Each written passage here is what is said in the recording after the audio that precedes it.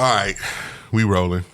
We were warming up. The pod before the pod, we were getting a little bit Pod before the pod, baby. ahead of ourselves. But today we do have glasses. We just by the spirits leading, we all ended up at 7-Eleven at the same time. Got to get our caffeine in to get this started. The old heads will say we was on one accord. Yes, we were on one accord. So I say that because this week we actually got glasses this week. Coming in hot. We coming in. Y'all better be ready. Hey, buckle up though. Let's go ahead and get this out the way. It's a toast. Appreciate y'all for listening. You can raise your glass. We all fall, but we say don't trip. We all been called, but all stall a bit.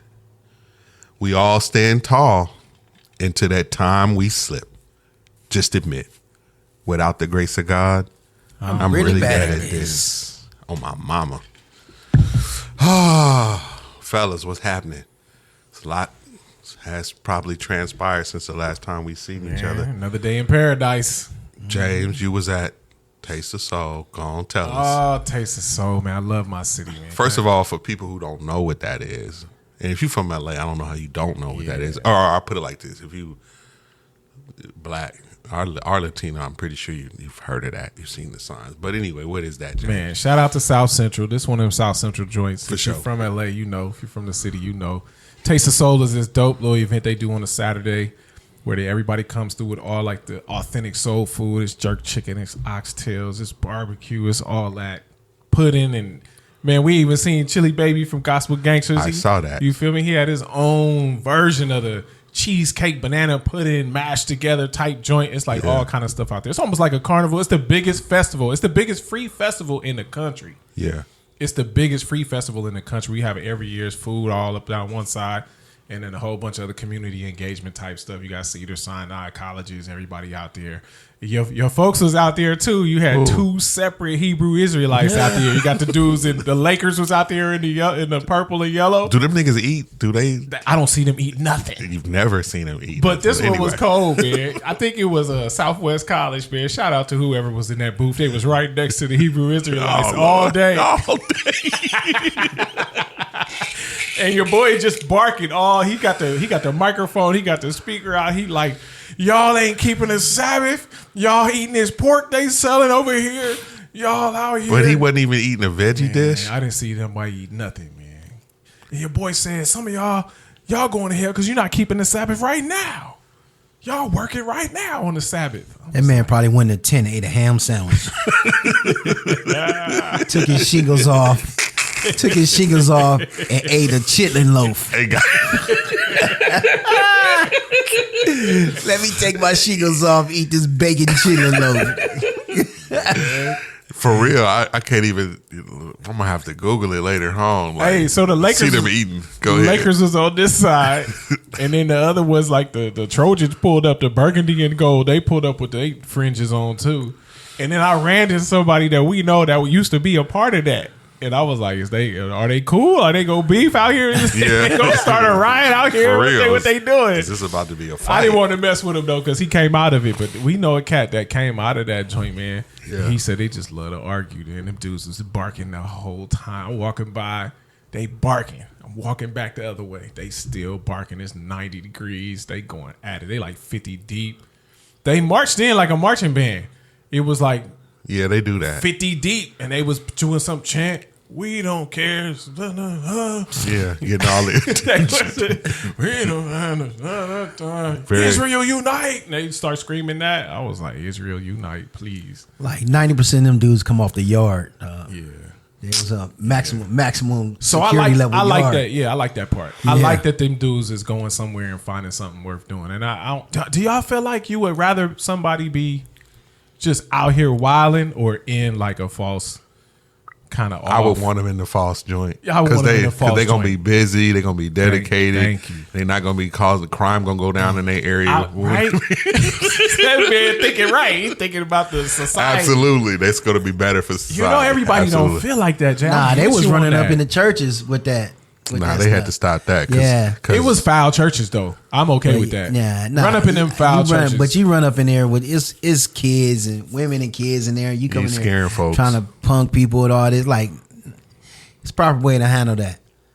Nah, you know what? I was just having this talk with wifey, but you remember Jesus used to do that. I'm saying death to the He fake did it a bro. couple times, but you know what? It's so funny.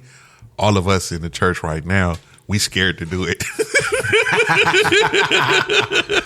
I ain't lining up for that right now, man. I swear we scared to do it.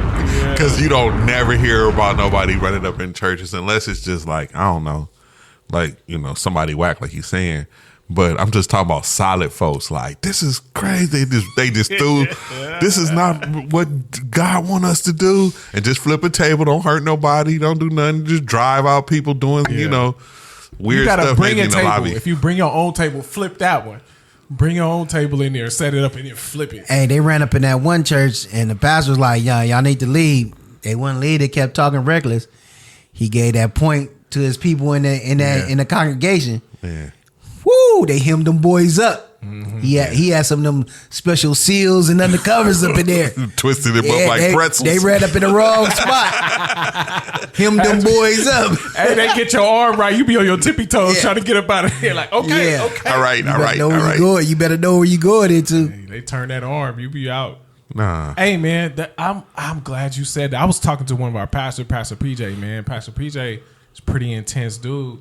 And he was saying, like, hey, at the end of the day, if they're in like a false type joint, and even if it's like a gospel that the gospel's right, but maybe some of the other stuff is kind of messed up, you know what I mean? Yeah. You might not want them at that church long term, but you would much rather have them there getting at least a gospel, and we can work through all that other stuff. Let's say it's like health and wellness or something like that. I don't want to be misquoting them, but he was like, I'd rather have them there at least getting some kind of gospel, because the gospel got power. Yeah. In and of itself. And then they can grow out of that stuff. I was like, dang, I didn't know if I should want them at Jehovah's Witness. It's lies. I want them running up in Victory Outreach. That's a riot. That's a riot waiting to happen. Hey, you like the Hebrew Israelites and the Victory Outreach guy just started a whole race war. I'm talking about one full of bikers, the Christian bikers, man. And they run up in there and be like, ooh, maybe this is the wrong spot. Too late. You ran up in bunch here. Of ex-bongos. The dude, the breakdancer, Jesus Christ do go clothesline somebody. Y'all better be careful. Y'all remember that Jesus Christ? Remember that dude, he breakdancing? Yes. Run up in his church at the wrong time. He gonna drop kick somebody. Yep. Y'all gonna shoot. Brother gonna go back. So what else? What else? It was dope, man. The food was good. I saw some folks out there. Saw some friends. I was hoping I didn't see nobody I didn't want to see. You know how we do. We from the city. We don't want to see nobody from another life. Nah, that's you, James. You was the one that was a little bit more busier than the other two sitting at this table. Yes. But I do feel you. Because that's how I was I talked about it not too long ago, but that's how I was a little bit about my high school reunion. Yeah. You know what I'm saying? It's like, that's a different person then, bruh. LA is dope like that. I remember growing up with all that stuff. Black Family Reunion, Black Business Expo. Black Business all Expo. All that stuff was dope. It was another one, like the LA street scene. They used to shut downtown all the way down and all that stuff. They did the Shaw on Sunday night. The Shaw on Sunday night. This was a festival. Jefferson to Imperial, you feel me? For real. It was wild. You could just pull up in a parking lot. Taco Bell parking lot, and Jefferson. But don't pull up in the wrong one, because you better stay off of Slauson. Hey, yeah, you could have one that's Slauson. It's kind of like some of them had VIP sections. Let's just say that they had different sections for their people only. Yeah. So you didn't want to pull up in that one. You Angela's Funeral Home, stay over there. Yeah. But don't come off of the Shaw though. Don't be back there on Victoria and them. Stay on the. Don't be back into some dark and evil things that happen behind the Shaw. Stay on the Shaw. That was wild growing up in the city. That's wild. So it just reminds me of like, man, I got South Central roots, Inglewood roots. It's just dope. You right behind the jungle. I was out there risking it all for one of them jungle girls. The dude that actually, right? I met the guy that first started it all. Skin brother. Yeah, real mad, real cool. Yeah. It was like a whole little family that puts it together. It's Louisiana vibe, ain't it? Like Cajun dude? Yeah. He like Creole or something. Yeah, dude is like mad cool. Tiffany Haddish showed up. She showed up last year. I remember her. She showed up last year. I think I saw Michael Ealy. I think that was about it. I saw Michael Ealy. I don't know if I saw nobody else. They be in and Chili out. Baby. That was it. They be in there. They be- We left early too. We left early, so yeah. They probably got real star-studded towards the end. But it's a dope little joint. I mean, go in there with a empty stomach and $150, you're gonna come out right. No, you could. My only thing is like that's the problem. I probably wouldn't be able to eat it as much as I wanted to. No, they had like, the vegan African food. They had they had something for everybody. but see, yo. I probably hit max 3 spots and I'd be done. Yeah. You feel me? That's for sure. You got to get. I don't know. Maybe you just got to nibble or something. No, what you but got to can't do is that. you got to go with people. Like Yeah. me and James went to. Remember we went to the Grand Central joint, and we just all like just got Everybody different, stuff. stuff. And we Yeah, just yeah. like paced up. You on right. everything. 4 of these, so You let's right. like split them joints. You Yeah. right. That's what you got to do. That got to be the plan. Because you'll see something, you be like, oh, I want that, and just get it, and then I'm done. You I done definitely off got to go in myself. there with a game plan. Yeah. Like you got to strategize before the day before, a couple days before. You got to strategize. You got to get that list. Who gonna be there? All right. You're like, We okay, need that. yeah. Yeah. Because I be an ace, man. Every time I go to one like that, because they have one like out in Oceanside every Thursday, and it's like a farmer's market, but it be cracking, y'all. I'm talking like thousands of people out there every week. That's like they don't have nothing else to do in this little area, Oceanside. But the food be like crack, and I could never, like I said, get beyond 2 or 3 places. That's it. And one last thing, man, it felt like family out there. Like I didn't see nobody tripping. I don't know what happened towards the end of the night. Everybody Something happened, but maybe right, it's LA, maybe brother. in the Something like happened. Macy's parking lot or something. But for what I saw, everybody was in a good mood. Everybody was like, "Excuse me, That sorry." is You know, dope. we all bumping into each other. Yeah. But everybody was like, "Excuse me, sorry." I'm like, "Ain't nothing, sis." They taking pictures. It was dope, man. It was dope. I hope it ended like that. It was vibes.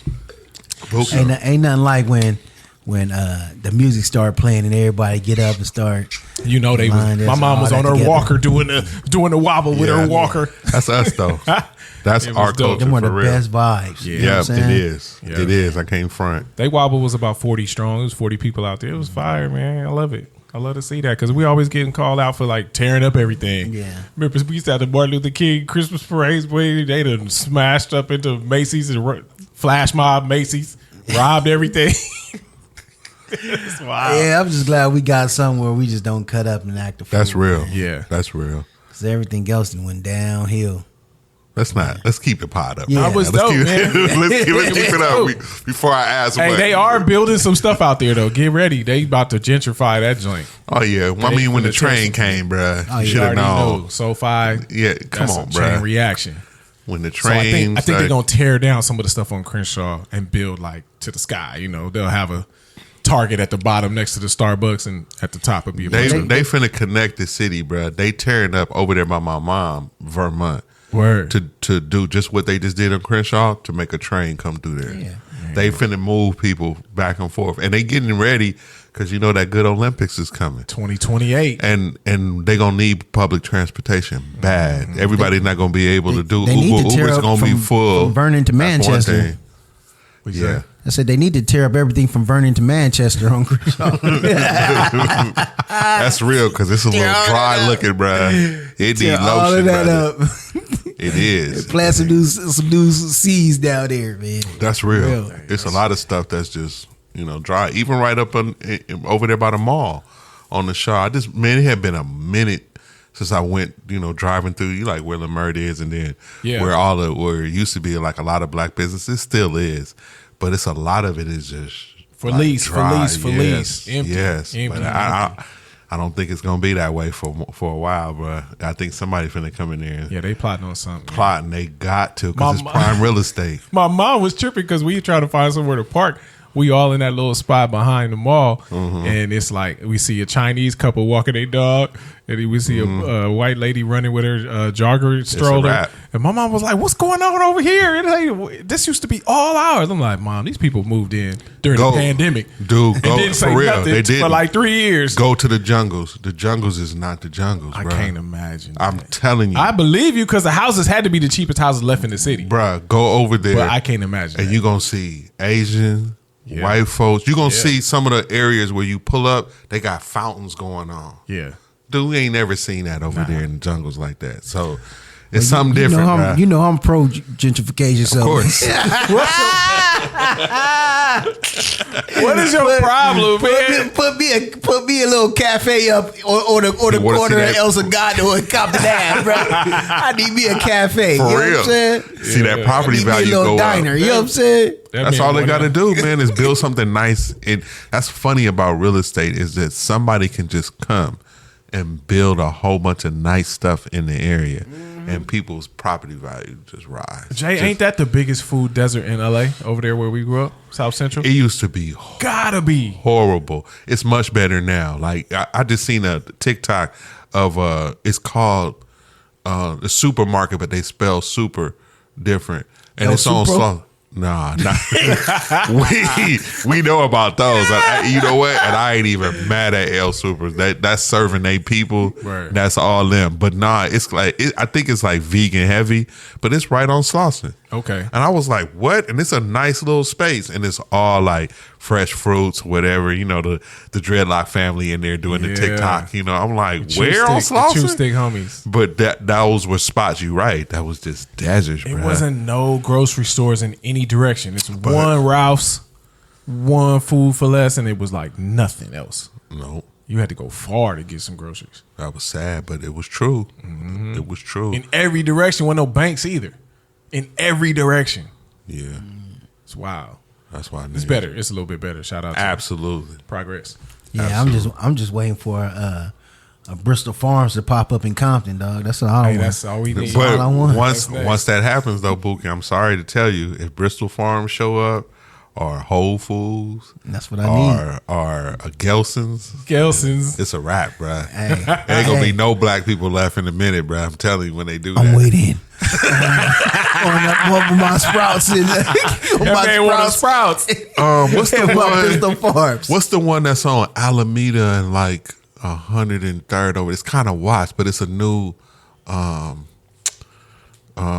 like strip mall. It's Nike over there. Oh, So yeah, what's That's the one one? of those strip mall. Yeah. What is it called though? I just Azalea, something Azalea. You told the name of the actual center? Yeah. Oh, I don't know. It's something Azalea because that's the street it's on. That's where they busted up the Nike joint. That's the Nike. Yes. That's the Nike joint we going Yeah. to. Yeah, we was at the That's- Starbucks. yeah, that's the what- Starbucks That, we was yeah, at. Yeah, 'cause it was around the Starbucks is corner from over my there. job. Yeah. That one, that looked like it got potential. Oh no, so it I'm got sorry. potential. It's That popping. one got a Dog, different they got Jersey Mike's in there. Yep. They got Yeah. the Habit up in there. They But got see, a cupcake spot up in there. That's who you you got to have reputable people up in there. You can't just make it nice and put the facility up there and then put lease signs up. You're gonna attract. But don't you have to show them that it's going to be some money spent over here because that joint is next door to some projects? No, ain't it? them No. projects is knocked down.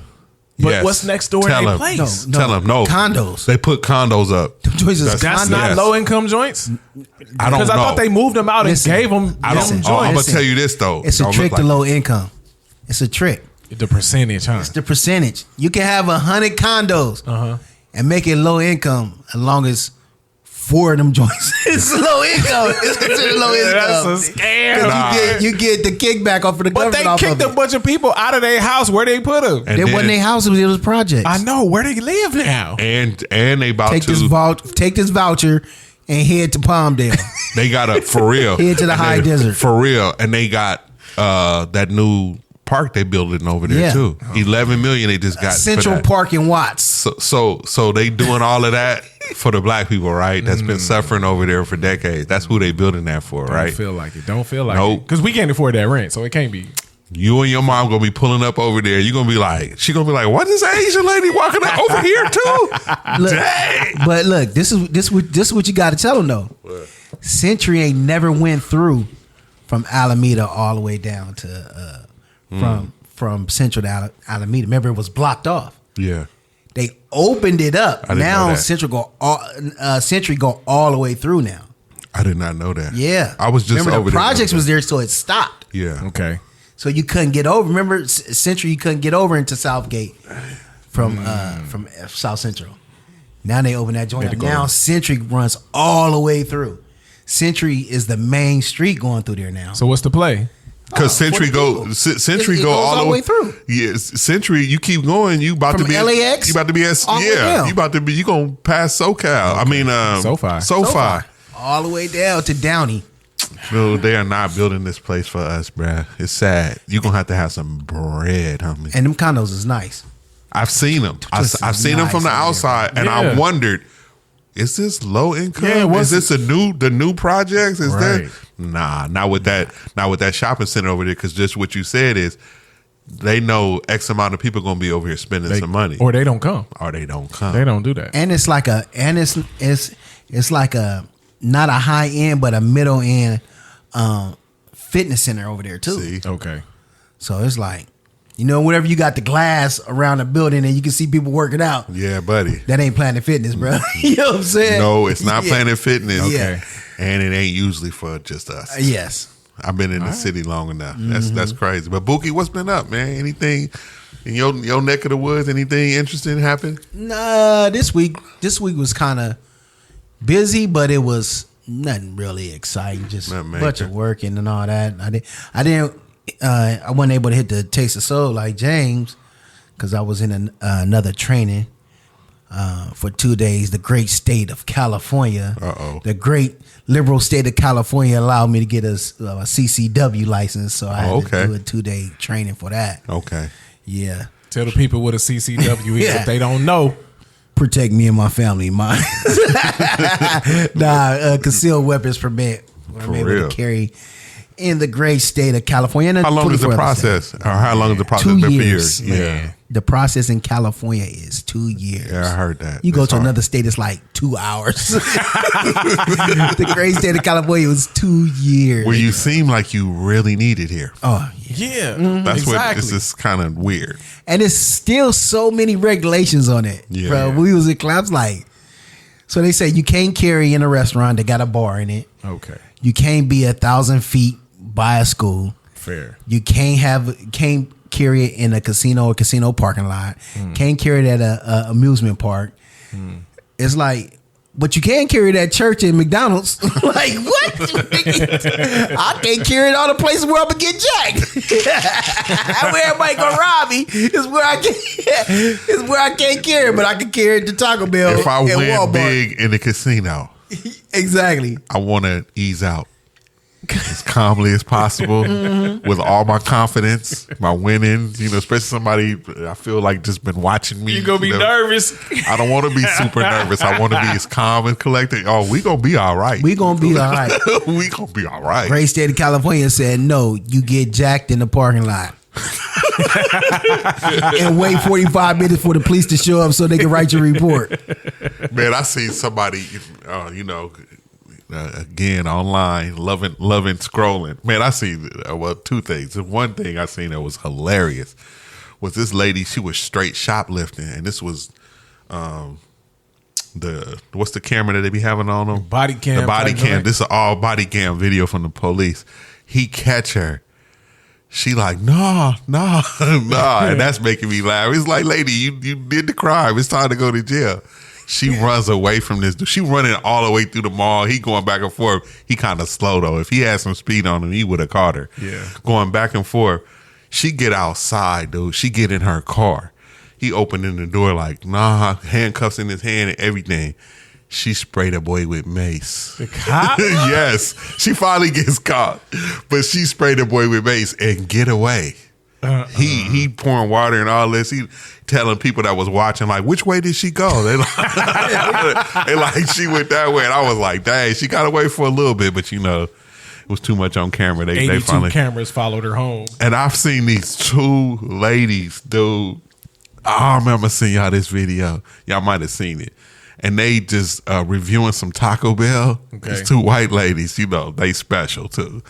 And she gets so mad at them. And she like, Taco Bell, I know you watching. I mean, dude, all right. I'm telling you, this is one of the videos that you could be through with the internet. You like, man, I'm done. This is just too much weight. And then you see this video, you like, I'm back in. It's no way I can leave at all. That's funny. No, but nothing else, Bookie. You just, got your straps together. Pew, pew. Yeah, for 2 year wait, baby. So Got it over with. But you know what? You dedicated yourself to it. You went. You jumped through every hoop and loop, obviously, to get to the training. So, because people used to say it was impossible to get that. Man, and you know what? I was telling one of my homeboys. I was like, for the first time in my life, like that I can remember, that I actually set a goal and like went after it. Yeah, getting my degree. And getting the CCW was like the two long-term goals. I've never set like long-term goals. I hear you. You know what I'm saying? I never had seen like 4 years down the line. This one I'm gonna have. I'm gonna start right here today. Hey, that takes us to the first clip. What's that? Let me tell you why he didn't get it finished before now. Let me tell you why. Why? He didn't get it finished, Jay. Let me show you why. Y'all not deep. Nah. You got me. You took me off guard. I'm like, man, what's he talking about? Run this, Jay. Show me which one. Let me see. Sorry, y'all. We trying to get it together. Just no. It's pregnant pause. It's on here. Can you do it? Send it to me. You want it? Okay. And while you doing that, I'm gonna tell you what was dope. That I saw that I think is dope. That was very inspiring, and it was weird. I gambled on it, but I was like, yo, it might be something there just because of who produced it. But I went and I seen that Pharrell movie. Okay. It was dope. What Pharrell movie? It's called Piece by Piece. He just telling his story. Piece by Piece. I didn't know that was him. That's him. And that's his little story of how, his production. Man, dude, Timberland, him, Missy, and old boy from the Clips, what's his name? With the braids. I see his face. He always beefing with Drake. Pusha T. Pusha T. They all went to the same high school at the same time. Crazy. That was crazy. And the reason, because you remember, like when it came out, it was like Pharrell got his start with Teddy Riley, and the only reason that happened is because for whatever reason, Teddy Riley just came to Virginia Beach and had a studio there. And that wasn't no place to go and whatever, but he was just at the height of his game, and for some reason, he just put a studio there and then did a talent show thing at their high school, and that's how him and Pharrell met. That's fire. So you saying Teddy Riley not from Virginia Beach? I thought he was the original Virginia at all. Native. Not at all. Just super random. At the top of his game, just opened up a studio there just to be working there. And then something happened where he was like, they asked him, Teddy Riley, they was like, the police was harassing him. But that's another thing. I put the pieces together too. That probably was no accident. Them niggas was messing around in the streets. Now that wasn't in the movie. You talking about Teddy Riley? What you talking about? Because Jay-Z got a line that say, ask Teddy Riley about me. About being in Virginia Beach, like him hustling back in the day. Okay. They, without me saying much, I don't want to involve. Yeah, I don't want to involve myself too much. But I put it together. I'm like, oh yeah, I remember that song. He said that, and then that's probably why Teddy Riley was put in the studio there. But anyway, the police was harassing Teddy Riley for some reason and kept coming to his studio, and then he was like, could he do something for the community? And they was like, what you want to do for the community? Whatever. He's like, I want to know the principal at the high school, which happens to be Pharrell's high school that he was going to, whatever. And then he hooked up a talent show there. But anyway, what's that? You got it to me. Yeah. I'll go ahead and push. So it's just he just giving you some words of wisdom about why some stuff don't work out. So Bookie, I get it now. Bookie, you had a hard time getting your CCW and everything. This might be why. This might be why. Bruh.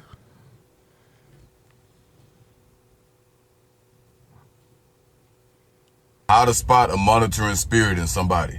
What is a monitoring spirit? These are spirits that monitor you in the spirit realm, or spirits that monitor you through other people to keep you from prospering, to focus on what it is you're doing to try to stop you from prospering in life, to stop you to have some blessings to come through. Notice anytime you begin to tell your plans, it just never work out. Because what's happening is a lot of these people you're telling them to, they're monitoring spirits, and they speak curses over you behind your back to prevent you from prospering in life. Our words hold power. So when people are gossiping about you, when people are doubting you, it's sending those things off into the spirit realm. And this is why it be so hard to get things done, to achieve things, for blessings to come in. Because we being loose-lipped, telling people we shouldn't even be telling stuff to, and they going behind our back talking about us doing whatever, and we wondering why we can't excel. I got it. I got a reason. How about you just probably not disciplined enough to get your get your plan off the ground? Why we gotta enter the spirit realm to be distracted, and now it's because of spirit. See, Jay, I don't let these niggas write like this mess up my algorithm at all. So I'm glad you just sent me the video, and then you didn't send it like via whatever the platform is. I'm not sharing that with you. Yeah, I'm not sharing nothing like that with you. Don't mess up my algorithm, because I'm telling you, like, those videos do get under my skin because he freestyling, right? Where you get that from?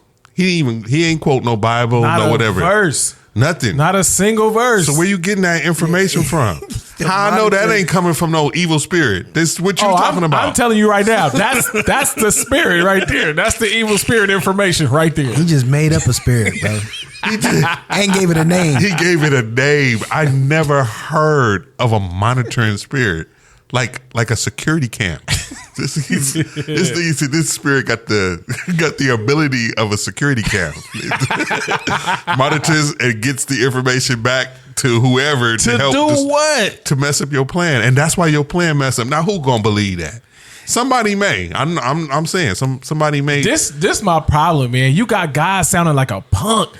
God is in the background. He can't do nothing because some hater done said, "Oh, Bookie shouldn't be out here. How Bookie gonna get his master's degree?" Man. So God is handcuffed by some hater's words in the spirit. He said, "You throw that in the spirit realm, and it block your blessings." The people of God ain't going for this, bruh. That dude is a people of God. That's what I'm trying to tell you. This dude ain't no random dude. He is a believer. This dude is a believer in his mind in weird stuff. Yes. He's a believer in weirdos. But you hear what he's saying? You see what he's saying? He's saying, like, if you got haters talking behind your back, that's sending negative energy into the spirit realm. And it's actually stopping God from being able to do what he's supposed to do. What kind of punk God do you think we have? First of all, what kind of excuses you trying to give people to not achieve?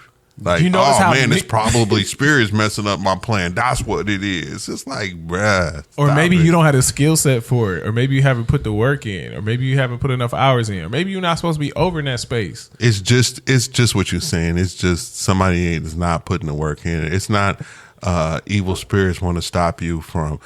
Evil spirits, biblically speaking, probably only want to do one thing, and that's to keep you from the word of God and growing in God and spreading the gospel. That's things that they would actually really want to keep you from. You and your lemonade stand that you're thinking about building, I don't think that they come in and just mess that up, and you shouldn't buy into that, bro. Yeah. But it's one thing when you have when you got a biblical worldview and you kind of understand the natural and spiritual realm. You kind of know the limits and all that of what a spirit could actually do. First of all, negative people. Like, if you know what I'm saying, you don't want to be around negative people. People always got something negative exactly. to say. I'm not going to deal with you, bro. And I'm not going to go as far as to say, "Oh, that's a spirit." Yeah, moving that's what you. I'm saying. It's not a spirit, nigga. That's your personality. Like, dude, you just a jerk. Yeah, exactly. You just a jerk. Like, and I'm not going to tell you. Most people that tell people things is because they're looking for encouragement. They're looking for, you can do it. Now, if you know this nigga got something negative to say about every time you say something to him, I'm not going to tell him. So then you going to tell him your plans, they're going to come back like, "Oh, man, he said I can't do it." Like, and now I got to tell you, I think he got a monitoring spirit. Okay, since he didn't quote no scripture, can I go ahead and make sure we have at least one in here? Please. Proverbs 22:29 says, "Do you see a man skillful in his work? He will stand before kings. He will not stand before obscure men." And that's including men and women too. You see a person skilled at what they do, see a person putting the work in, they won't be left unaccounted for. Like, they are going to stand before important people. That's going to happen. Nobody's negative words can stop God from putting you in position to be where you're supposed to be. I'm with you, Jay. The only thing that's going to stop me from not getting something done is my lazy butt sitting around not putting the work in. Which is enough. That'll work. Don't blame the devil. Don't blame the devil for that. He like, what I do? I'm not even into that. I didn't even have to come over there with you, fam. You made sure that didn't work. I didn't even have to spend no time on that. Speaking of tapping into God, I meant to play this a while ago. This is a trip. Listen to this. This is so funny. If I go like this. Not that. This. Ma'am, we've gone over every transaction in your account history, and you verified the accuracy of every transaction. So those overdraft fees, they apply. Transfer me to someone else. I no longer want to speak with you. You're not getting transferred again. You've already been transferred twice. I'm the supervisor, and there's nobody else that's going to give you any other information. I want to speak with someone higher than you. Oh, you want to speak to someone higher than me? Yes. Okay. In that case, if you don't mind, close your eyes and bow your head for me. What? Father God, I leave you with my customer. She's not understanding that when you use more money than what you have in your account available for you, you're going to get charged an overdraft fee. I can no longer help her. Illuminate her path. Allow yourself to be revealed to her so that she can understand what happens when you overuse your debit card. Jesus, in your name we pray. Ma'am. Gracias, Señor, Papa Dios. Ma'am. What? No, What ma'am. is? You and Papa I Dios. can't. You guys talk it out. Get me to someone else. Boy, I wish I could have did that back in the day. That's how you tap in at work. That's how you. Hey, that's grade A customer service right there. For real. She wanted to go somewhere higher. She's like, I got you. I got you. Oh, I wasn't ready. I was not ready for that. And she hit her with the Spanish at the end, like, you gonna get this. Yeah, she deserved employee of the month. Absolutely. She said, God help her understand that you can't spend more money than you have in your account. There is nobody else to talk to. I know that feeling, bro. Trust me. Man. I didn't know what she said. Oh, you want somebody higher than me? That's crazy. Nah, it's a comedian online. It's just a lady. It's funny though. I thought that was so dope. But anything, I don't know. Have you ever seen the two Indian dudes? Oh my God, the two Indian dudes have me dying. It's two Indian dudes that do skits like that. Yeah. Like really, Yeah. Let me tell y'all something. This is what I'm finding out more and more. Is we think like a lot of people have seen a lot of stuff that we've seen online. That's funny, and we see the thousands and thousands of people hit it, but it ain't true. Man. It's not true. It's like it's so much stuff that you probably see that I never seen. It was this dude that be singing. He got the funny voice, and a lot of people have used him in memes. And I took it to even my daughter, and I was like, "Y'all ever seen this dude?" And my wife and her was like, "Nah, I ain't seen it," but he got a funny little singing voice. And I wish I had that one queued up. But people be using it. Dang, I can't think of the little example, but I don't know. I just trip off the fact that it's not, everything that we see and we feel like everybody has seen this thing. It's like, no, they haven't, bro. It's these dudes right here, huh? Yeah, them dudes. Hey, yeah, this that's- one. yeah, Hey, run that's this them. one, Jay. Yeah, that's the. Oh my God, I Run this one. dying. This is the same dude. This is the same person that has like that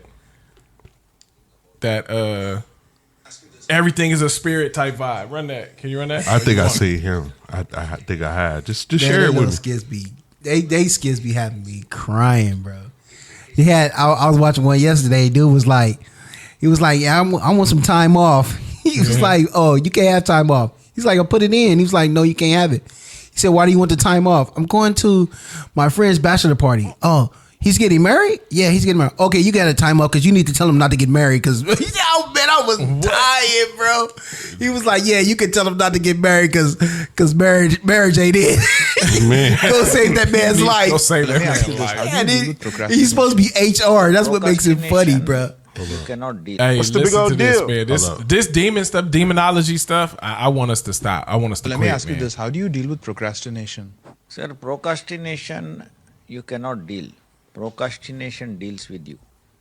If it decides that today is the day it wants you to do something about your goals, it will allow you. And if it decides today is not the day, then it will postpone it for tomorrow. So let's say I need a project done today. What are you going to do? You're just going to procrastinate it? I will not procrastinate. I will ask the procrastinator demon to decide if it wants me to do today or tomorrow. It's not in my hands, sir. And if it wants you to do it tomorrow, then what are you going to prioritize over doing the project? Depends on what the procrastinator wants me to do. Then how is it that I don't procrastinate anything and I manage to accomplish my goals on time? I don't make some fictitious fairy upon which I can cast my excuses upon. That's a very good question. I will answer you tomorrow, sir. Come on, man. See, this was worth adding to my algorithm right there. See, I'm Man, saying. they got some That's my kind of- skits, bro. They That had you wild, bro. crying. that's my kind of foolishness. We got to get over that, Jay. We got to get over that because a lot of it, if you talk about like oppression and we being held back, especially minorities being held back, and you want to say like, oh man, it's this person's fault, it's the white man's fault, and then it's this demon's fault, it's the hater's fault. They talking behind my back. Like, fam, how about it be your fault? You not doing the work. I'm telling you, I don't know. It's been a while, but I realized that when it came to like Boogie was talking about long-term goals and accomplishing goals and doing whatever, that really, I was my worst enemy in that. Exactly. So if I wanted, because what I notice about human nature and I notice about everybody, when we want to get something done, we get it done. That's right. Whatever we want to do, even if it's doing nothing. I ain't doing nothing today. You sure got that done. And you sure didn't do anything. Or you're like, oh man, I'm mad. Are you at your wit's end? And I'm just gonna figure it out. I'm gonna get it done, and then you get it done. Yeah. And so it's not even about a like ability to get it done. It's more of you making your mind up like, this is what I have to do, and then it's gonna get tight. Like it's not gonna feel good. It's gonna be like tomorrow. There'll be a part of the day I don't feel like doing X, Y, and Z, but I know how good I'm gonna feel once it's accomplished. Yeah. So I'm gonna get it done. Go on, get it done. Everything don't feel good, and especially stuff that's worth actually having in the end. It's gonna come with some challenges, and you just got to get over it. And some of it is just. A lot of it is just in our heads, and we don't even need too many distractions to take us out. We just can do, like he was saying, get in this procrastination zone and put things off, and before you look up, time has went on and you haven't done anything, but you ain't really applied yourself. Like, Man. you know what I'm saying, Bookie, you would just, finish the whole like degree and you had to, smash through that program. I'm pretty sure it was plenty of nights. You didn't feel like doing this stuff. You didn't feel like doing the work, but you knew the end goal. And you was like, oh, the end goal is outweighing how I'm feeling right now. I got to push forward. So The biggest thing for me was like, I wanted what I wanted right now. yeah. Instead of being patient and working towards a goal. So it was like living for that moment, trying to get it, and thinking that 2-3 years down the line is too long to wait. But when you living like that, before you know it, 2 or 3 years have come and gone. You be like, dang, the whole. And this was my thing. My thing was like, man, if I would have did this like I said, I'd have been finished by now. Yeah. I was like, you start looking in 2022, and it's like, man, 2024 is a long way away. Boom, 2024 here. You like, dang, I could have did this long time. You know what I'm saying? Yeah, and that's the biggest thing. That's facts. Yeah, and that's what it was for me. But it took me a long time to learn that. You know what I'm saying? It You took know me what? 40 years to Part to of that learn coming from not seeing people's successes or not seeing people be successful. It might have been both. I don't know which one it was in my life, but it didn't seem like too many people were successful around me.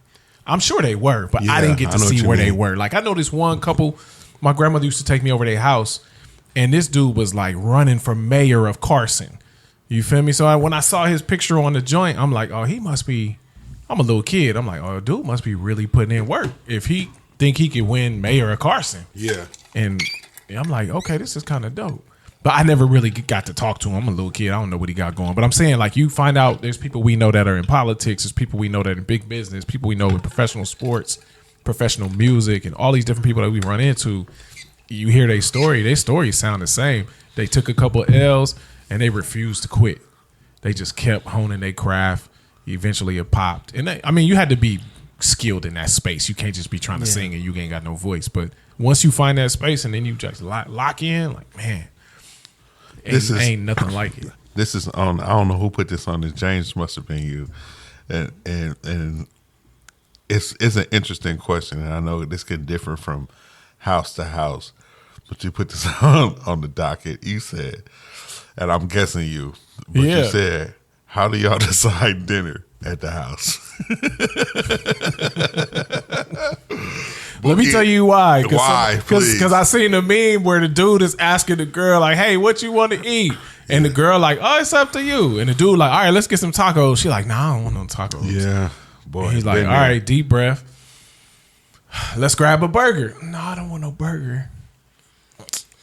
Let's go get some sushi. I don't really like sushi. Okay, well, what you want? And then she come back with, oh, it's up to you. Like, bro. Yeah. Yeah. Come on, man. Nah, that is. And I seen that one where the dude hop in the car and he be like, man, I'm going to take you to your favorite place today. And this is how he resolves that problem. He was like, I'm going to take you to your favorite place today. And then she was something like, what? Like sushi? He was like, yeah. Yeah. How did you know? She was like, how did you know? Hey. Because I think we go through that. For me, and it is a challenge. For me, I take the responsibility for one meal of the day, which is dinner. Every day. During the week. Got it. Sometimes on the weekends, but the whole thing is during the week. Yeah. And it hasn't always been like that through our marriage. We used to go back and forth or whatever. But it got to a point, it's probably been about, I don't know, 5 or 6 years now I've been consistently doing that. But even in doing that, it's hard asking my family, what y'all want for dinner? Like, it's still like we'll have this or whatever.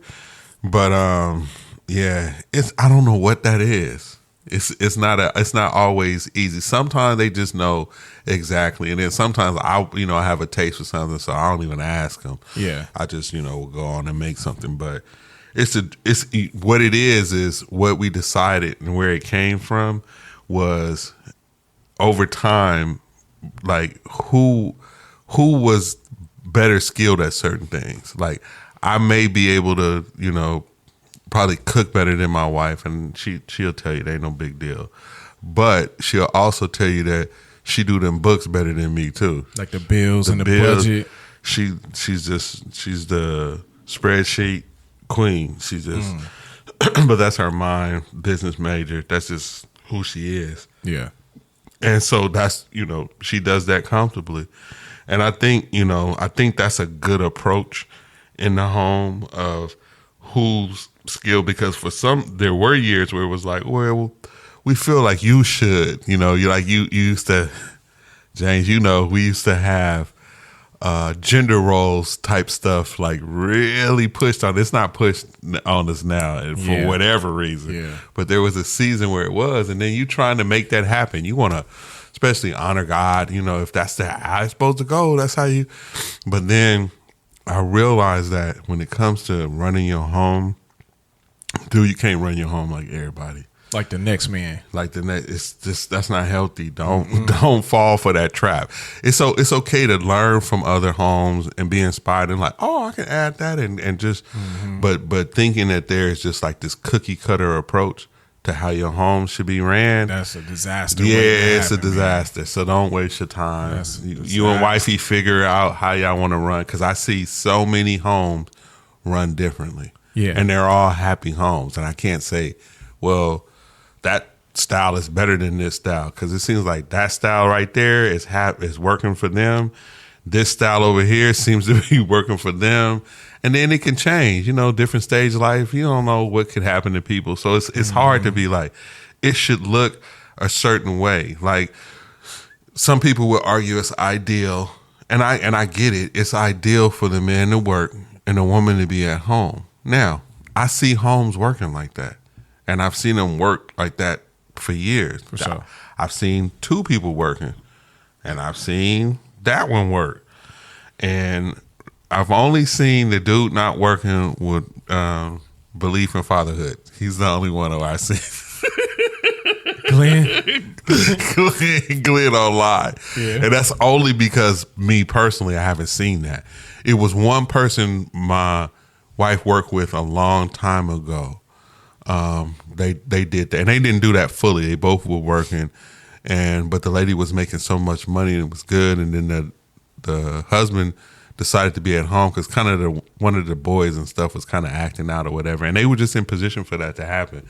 But that's usually not common. I don't. So you talking about it was a wife out making Yep. all the bread, and there was a dad Dude at home doing all the domestic stuff. I don't know if he was doing all the domestic stuff because they had enough bread to actually hire people to do the domestic stuff. So I don't know if he was fully doing that, but he could have been. Was the YouTube his full time job? Is that what it was? Was you watching him? Nah. This was somebody she actually worked with, and I knew that was that. And we had dinner at their home a couple of times. I remember. I thought you were talking about Belief still. No. Okay. I had switched. There was somebody my wife was.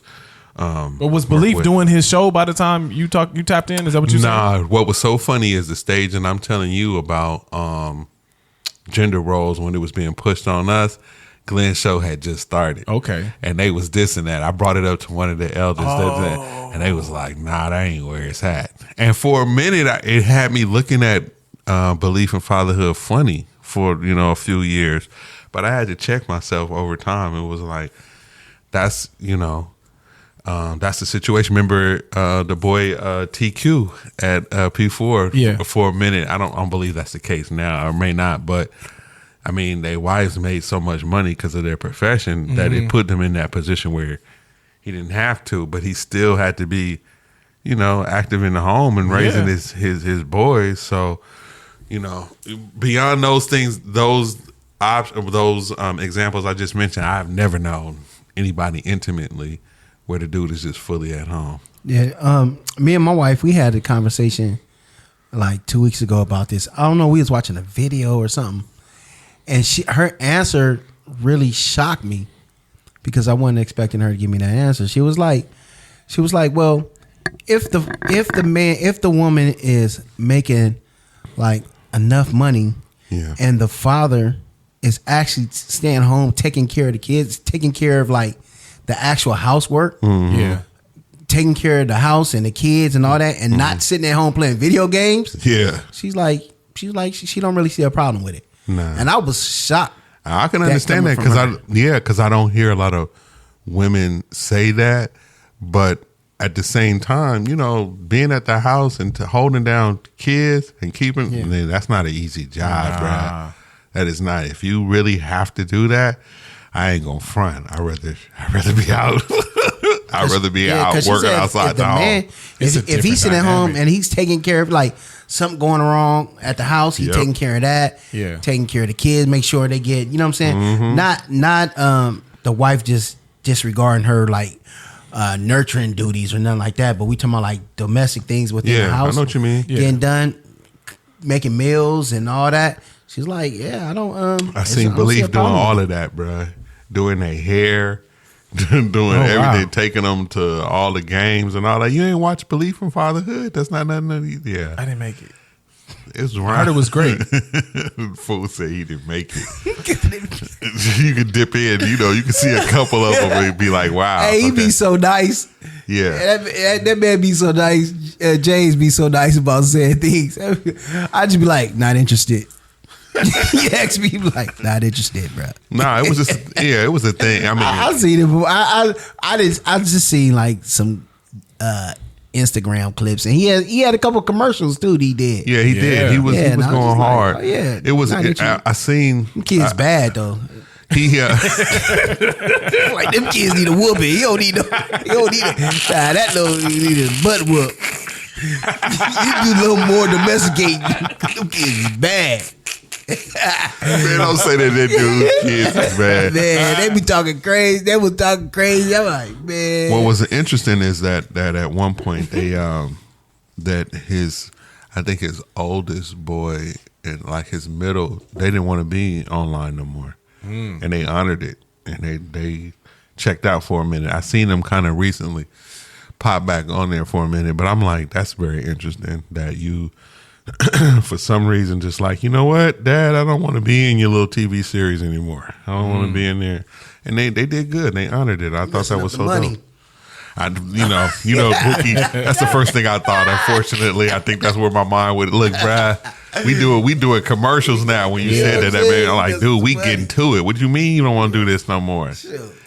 Do you want to go to college? And it just be like, it'll be awful. Do you want to gaslight your kids? It'd have been, oh, no, because that some of that bread would be actually going to college funds. Be like, bruh, this is helping us out, and you don't want to play a role anymore. But nah, I could totally get it. I wouldn't, push. You can't use the children obey your parents in that situation. Nah, I don't think so. As long as you in this house, I'm recording.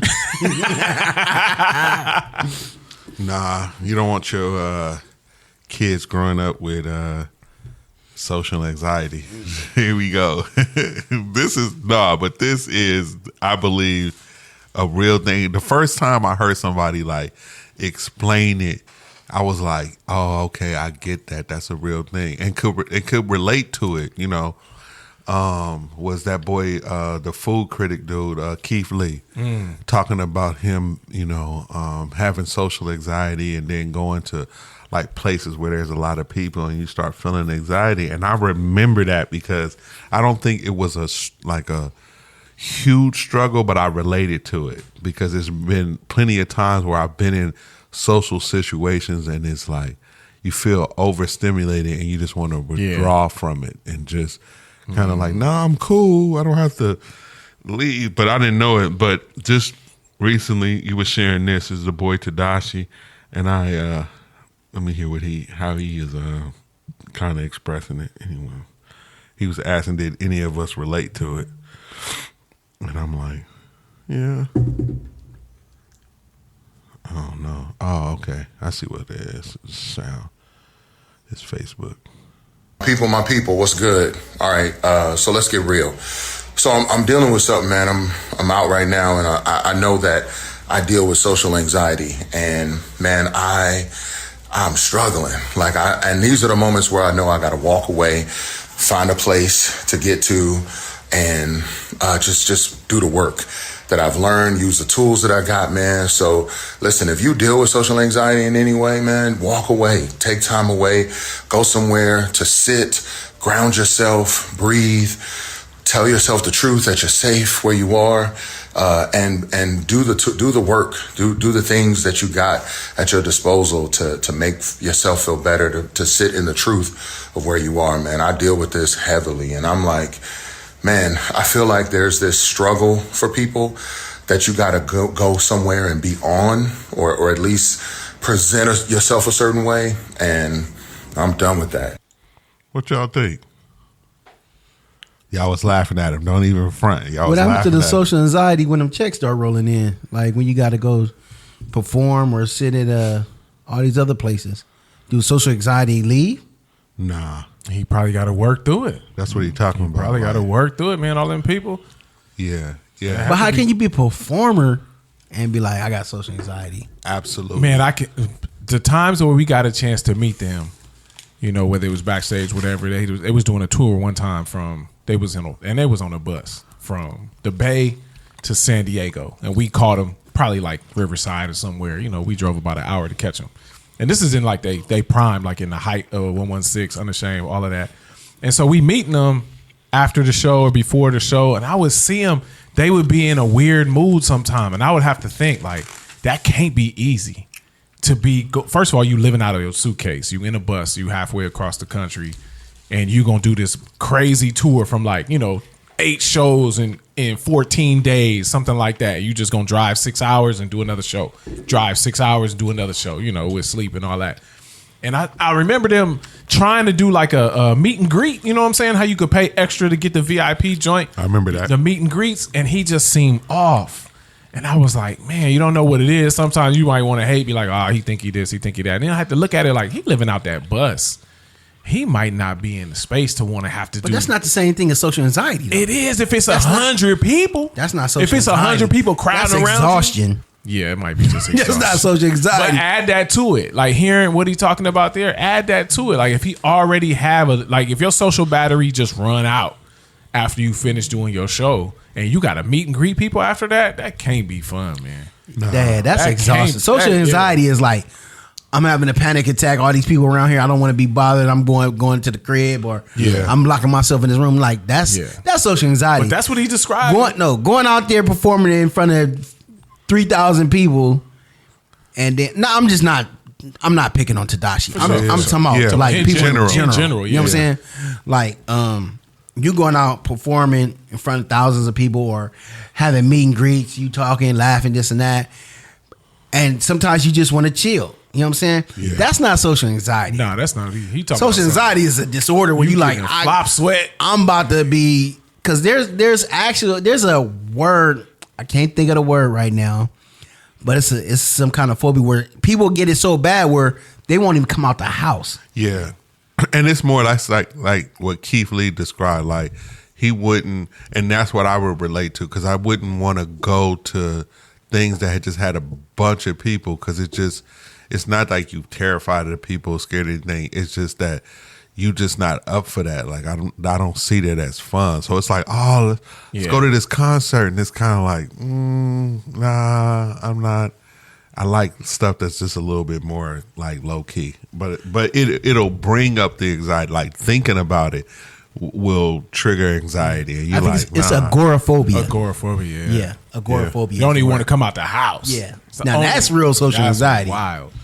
Yeah, the one chick was online talking about the taste of soul, man. It was funny. She was like, look, it's first of all, it's 300,000 plus people out there at any, by the end of the night, 300,000 people done went through there. And it's only from like Obama to, I don't even know. It's only from like Obama to King or something like that. It ain't no long strip. This is like a mile, maybe at the most. 300,000 people coming through there.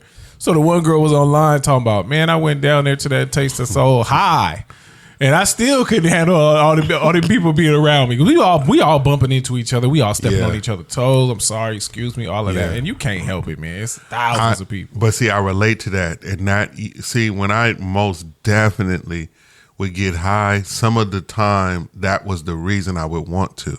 It's because I knew I was going to be in a social setting I didn't really care for, and instead of retreating, it kind of helped me just relax and just be there and actually have a good time and help me be more present. But it's like what Tadashi was saying, like when you have that, you just got to learn the tools so you can naturally get through that, because what'll happen is if you keep doing that that way, it just it becomes your dude. I had it down to a science that I knew, like all I needed was a weed brownie. Like they used to be like 400 milligrams, but then that became illegal, and then they chopped it in half. And I'm serious, but I would do that because I knew I would be around people who didn't smoke, and then I wanted to kind of like level out. Yeah, like for that whole time I'd be with them.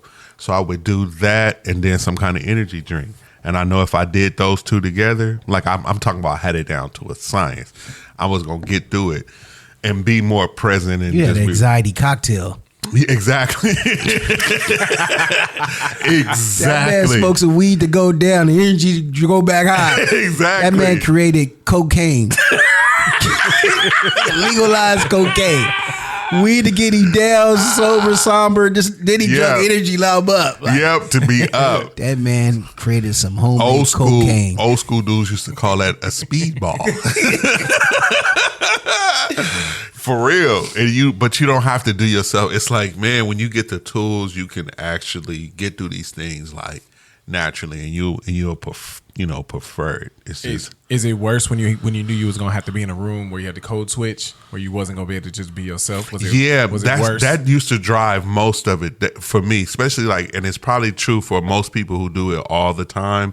It's because essentially, and it's sad to say, but it's essentially you don't like your life. You don't like the cards you have dealt, and instead of handling it in a more healthier way, what you do is say, hey man, it is what it is, I hate it, so I'm going to get through it this way. Yeah. You know what I mean? And then it just becomes your lifestyle.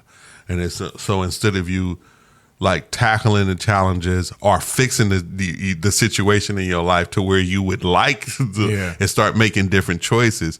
And that's a lot of people. People feel stuck. They feel like they can't change or whatever, and they're just going to make the best of it. The sad part is you start that habit, you never get to a point where it's like, okay, I'm going to make some solid changes to change the situation. And you just kind of go through the motions, and it's not really what you want. And then you sell yourself into believing like, oh, well, this is most people.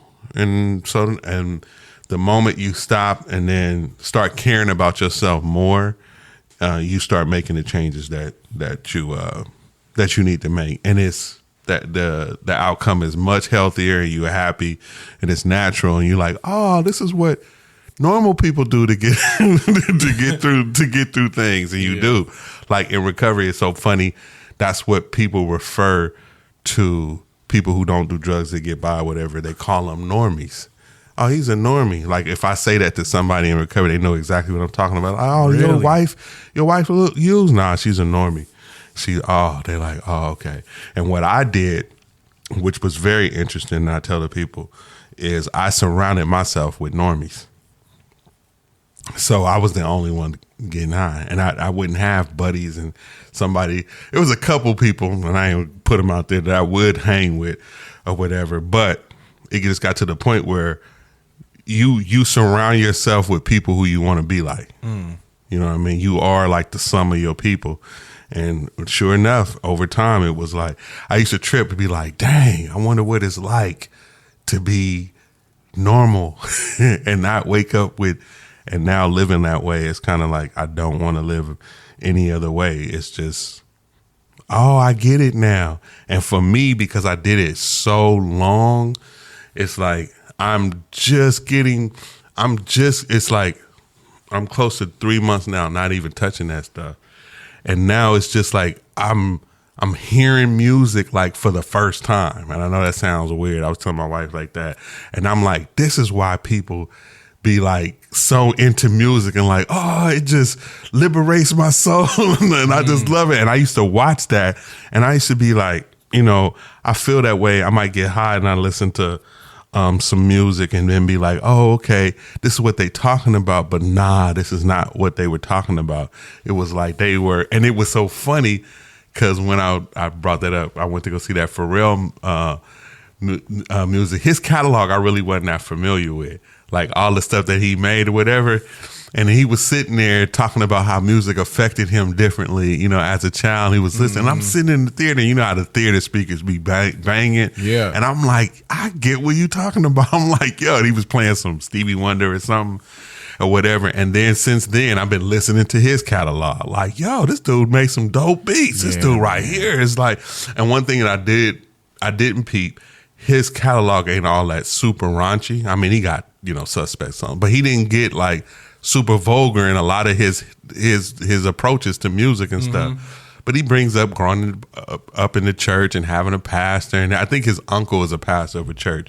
That's all up in there too, and I think that had a heavy influence on some of the decisions that he made, like stuff that he wasn't gonna do. And I thought we did the opposite though. What you mean? When I hear people say they smoke weed and everything, they say that like it enhances their experience. You want to believe that, you do, but what I've discovered is no, people who don't, because it's a lot of, just like for real, it's a lot of producers and stuff make music. They don't smoke, they don't drink, so it's like, how is it feeling good to him? And I'm a heavy smoker at the time. I'm like, this is enhancing everything, and it's not. You naturally will love music and like it, just probably how you listen to it.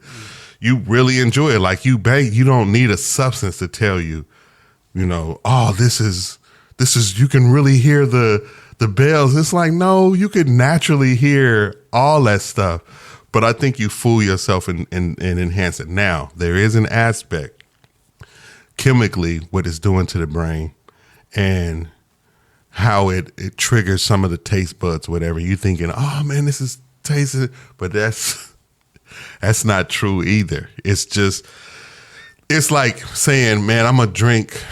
When I drink tequila, steaks taste better. Mm-hmm. But you looking at people eating steaks all day long, and they not drinking tequila with them, and enjoying them. So you're feeling like it's enhanced, but it's not. I don't believe it's. I'm not going to say it's totally a lie, because these chemicals have a way to trigger and make you cause euphoric feelings and trigger dopamine, because that's really what it is. It's triggering dopamine. Dopamine is triggered naturally in you. Mm-hmm. So you don't. You ever heard of runner's high? A person will run and it'll trigger dopamine. So instead of some other chemical triggering it, just their natural activity will get it. So the reality is you can get to these same places without it. And what happens is when you use a chemical, it's like a shortcut though. And you get used to it and your brain is like, oh, there's a shortcut. But the reality is if you lived without it, you would still get there. You would still have these quote unquote highs naturally and be healthier for it, especially when working out. That's why a lot of people work out, because you're going to get you a good dopamine hit. Mm-hmm. But I'm going to tell you another thing that's giving you a good dopamine hit, low key, this right here. Just scrolling with this phone. The phone? Absolutely. And why you think people are addicted to it? Because you're going to get you a dopamine. You can look it up. This is not even like cap. You look it up. And that's why we hooked on our phones like that. Because when we see them likes and we see, certain stimuli. Something new. I know I be liking something. I like to see something new. It get us. So dopamine is something that is God-given. And you can enjoy it in a natural sense. Like you can get it, from listening to certain music, whatever. You can get it in all kind of pleasure. You can get it after having sex. You can get it naturally. But what happens is you get it artificially, and then your brain wants it that artificial way.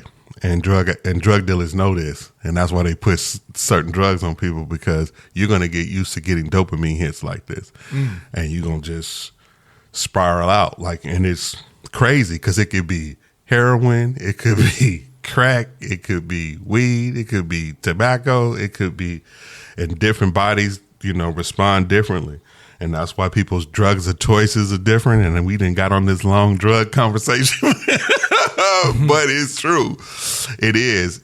And so I don't know, be careful. But I will disclose this, because I was waiting for this moment and I'm thinking about it, so I might will. But I'm going to tell you, out of all the highs of every high that I ever tried, the one that was the most dangerous and the most mind-blowing to me, and I will get to heaven with this question, was, Lord, what the heck is in them magic mushrooms? Because I'm going to tell you. He in line in heaven with that question. What's in these mushrooms? What was in these mushrooms, Jesus? I did mushrooms, and I did it when I was in Michigan. I was in where it's legal, and I was there for work. Your boy did what is called a hero's dose. Because you hear people doing mushrooms nowadays, and they microdosing, and what they doing is they getting a little slight, little buzz, and it's calming them down, and it sounds similar to like people who smoke weed. It's like that's the euphoric feeling. But if you take a lot of those joints,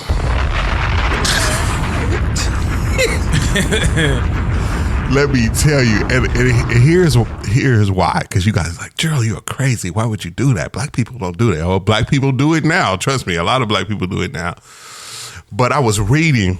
You got to be careful. I was not reading, but I was watching a lot of documentaries about it. And I was watching, and Netflix, for some reason, and that season, this was about a year ago, they had a bunch of documentaries about it. And it was one that had a bunch of celebrities talking about doing mushrooms and then something else.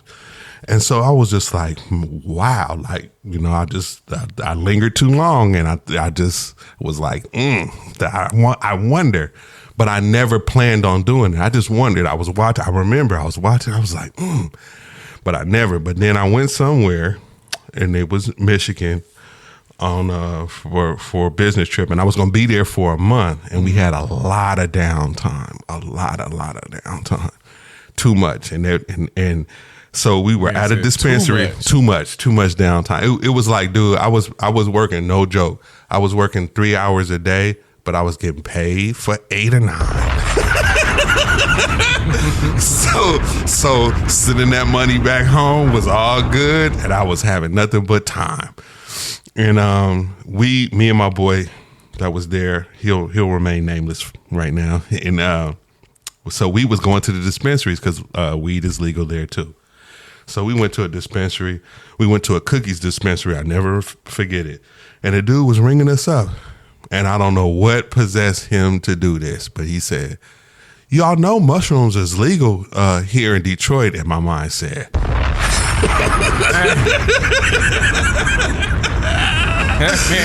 this must be my moment. So here's the crazy part. I'm telling the story, whatever. I've told my wife this story several times. Yeah. And so I get him, and I'm thinking me and my boy both gonna take him on the downtime. But this nigga gonna be like, man, the last time I had it, I had a bad trip. I said, ain't looking good. This is not looking good, but I did already purchased the Bookie, so I'm like, man, am I gonna do it, right? Or am I not gonna do it? Like, so I'm nervous. I'm like, man, if you don't do this, you're gonna do this by yourself too. And I'm like, man, I don't know. I'm like, who gonna call 911? What's going on? So Jay, so I was like, once I said that, thought that, I was like, well, that's probably smart. That, you know, because we both probably don't need to be way out somewhere. Now, all I did was, when, like I said, I looked at documentaries or whatever, and then there was a bunch of YouTube videos to tell me what the process was going to be like. They like, first going to start like this.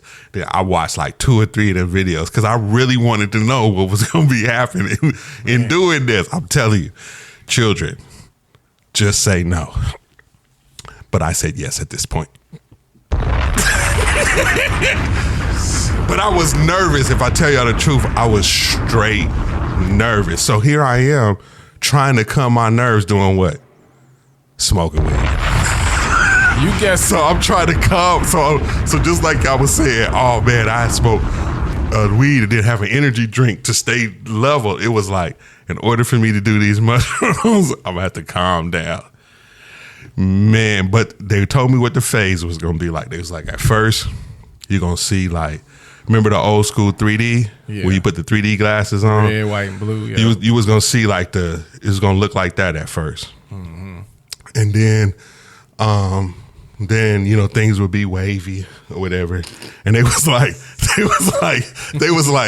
it was better to be outside. Now here was the thing though. It's better to be outside? Yes, better to be outside in nature. And I'm gonna tell you why in a minute. But they was like, it's better to be outside. And I was like, okay, but be outside. We had a little patio area. Perfect. It was grass out, trees. It was you would be outside. But what was the thing was, you couldn't be like stressed out, and you couldn't be in a place that was real noisy, like a mall or something like that where a lot of activity was going on. It was like you want to be in a calm environment. Be cautious to for real, this, man. For real. So I'm trying to do it by the book. I'm like, all right, let's do this, whatever. So I'm telling y'all, I take, it's like mushrooms, just mushrooms. They just, you know, you just like a mushroom you see in the store, but these are, I mean, they nasty. And the dude told me to like pour some lemon juice, like get a lemon on it or whatever, so it wouldn't like turn your stomach real bad. So I'm doing exactly what the dude told me. Put the little lemon on there, chew it, nothing, chilling. And then I was like, oh, you get some music, because, you know, music will be real trippy off of it. Boy, I don't know. I'm telling y'all, but I'm just telling y'all this was a trip. Yeah. So the waviness started. The colors. It's like it's daytime now. It's like I don't know, like 2 in the afternoon. So, nigga, the colors start tripping. I'm looking at the grass. I'm like, oh, that's the first stage. But it kind of goes away. So you be like, oh, whatever. Then it get heavier. And nigga, when I tell you, the trees start waving like this at me, like like y'all can't see me, but I'm kind of waving my head like wavy. And I'm just looking, I'm like, dang.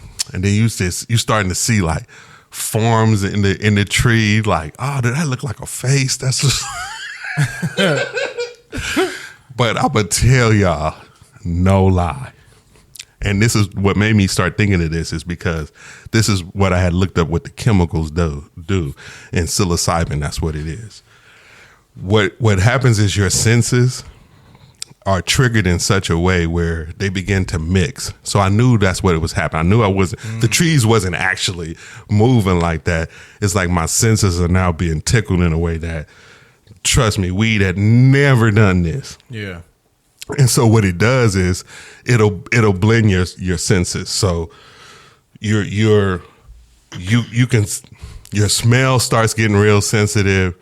You're smelling things that ain't really there.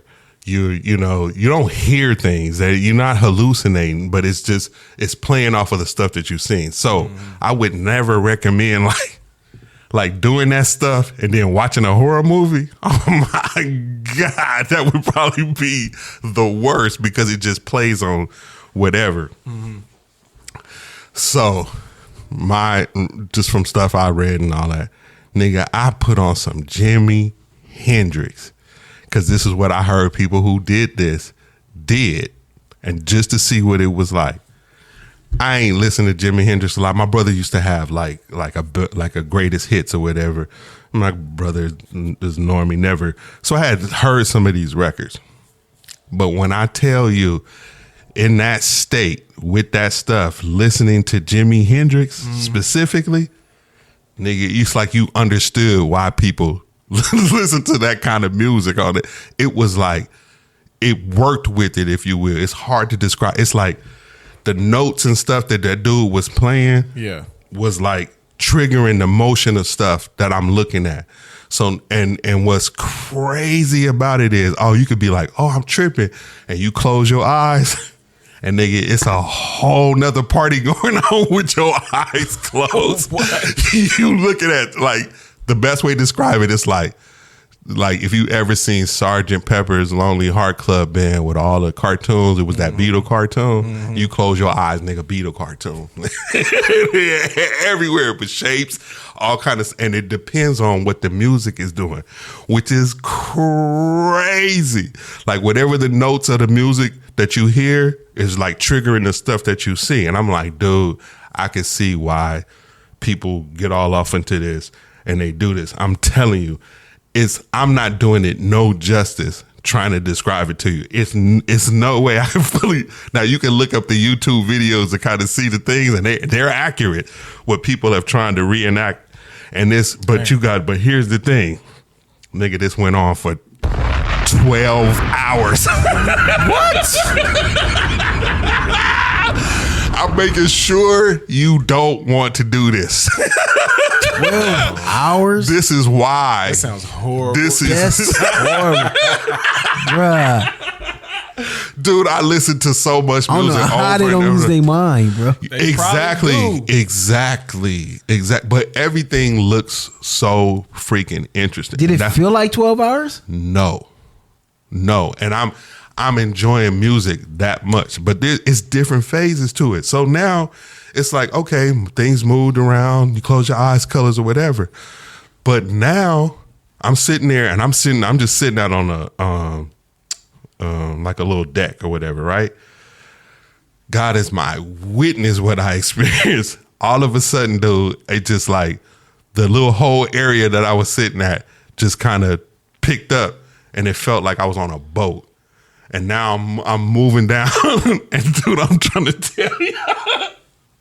I know it sounds crazy, but if you sitting somewhere, all of a sudden you feel like you on a boat and you floating somewhere, you like, this is kind of like chill. And then nothing, I'm not seeing anything crazy or spooky and ghosts or nothing, just colors and all that. But that's what it felt like. It's like the same sensations that you feel on the boat. That's why he like, could it be like, did it feel like 12 hours? It's like, nah, because you having this ball. You having this good time in your head. But I'm telling you, I'm not microdosing. I done took a lot of this stuff. I done ate like 3 or 4 of these. Man, what the world? Oh my God. But get your boy, Bookie. Man. I'm turning myself. I knew one day I'd tell this story. This is exactly what happened. But with that experience, and it was way more to it, because I got up finally. I think I told you this, James. I went in the bathroom, and the bathroom's decor was black and white. But if you remember, like old school cartoons, like the first Mickey Mouse cartoon, and the ones that just was like in black and white. Mm-hmm. Now in the whole bathroom was just like one of them cartoons, and the toilet had turned into like this checkered little circle spot. I still knew it was the toilet though. So I still used it, but it was fully cartoon. I'm talking about my eyes are open, y'all. I'm not like closing my eyes. It's just everything is changed up. That's crazy. Dude, I'm telling you, it's the crazy. Now, my question is, and this is why I have to wait to heaven, because can't nobody tell me. I understand scientifically. I watched a doctor explain the whole thing of what's happening. It's because certain things that don't cross in your brain are crossing. Why would we need that? What is that? And it's not like this is something somebody made in a factory somewhere. This is something that somebody one day picked up and ate and went through this whole experience that I'm describing. God made that mushroom to rub on your knees, and you over here chewing. You over here chewing it. But you saying That's that? What's wrong? No, you saying that. But how many mushrooms have I had on my pizza? Yeah. We eat them. So how you know which ones to eat and which ones you don't? Someday somebody picked that one up and was like. That, and I'm like, and it's like hundreds of species that's like that, and they grow naturally. This is not something that somebody's concocting and whatever. Now, some people will probably argue, "Oh, Gerald, that was the result of the fall." Like, really? Oh, that's the result of the fall. Oh man, that joint got a great purpose, but y'all over there eating them. Y'all ain't supposed to be eating them. But here's the thing, and this started in the '60s, and they back on it. It is being used medicinally. But what it's doing is healing people from PTSD, and it's getting people off addictions. And this is documented. Psilocybin. But what they do is they follow instructions. This dude Jaden took 5 of them. Yes, when it says you're only supposed to take a pinch. You're right. You're supposed to drown it in powder and take a pinch. He didn't pop them like they. Medically speaking, he crossfaded with the boo. Exactly. You over there crossfaded. Dude, I'm blowing out weed smoke and it's green, like glow in the dark green.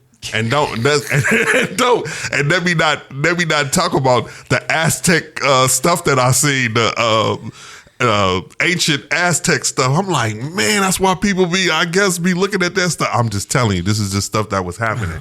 But when they do it medically and it's supervised by a physician, they cover your eyes. Okay.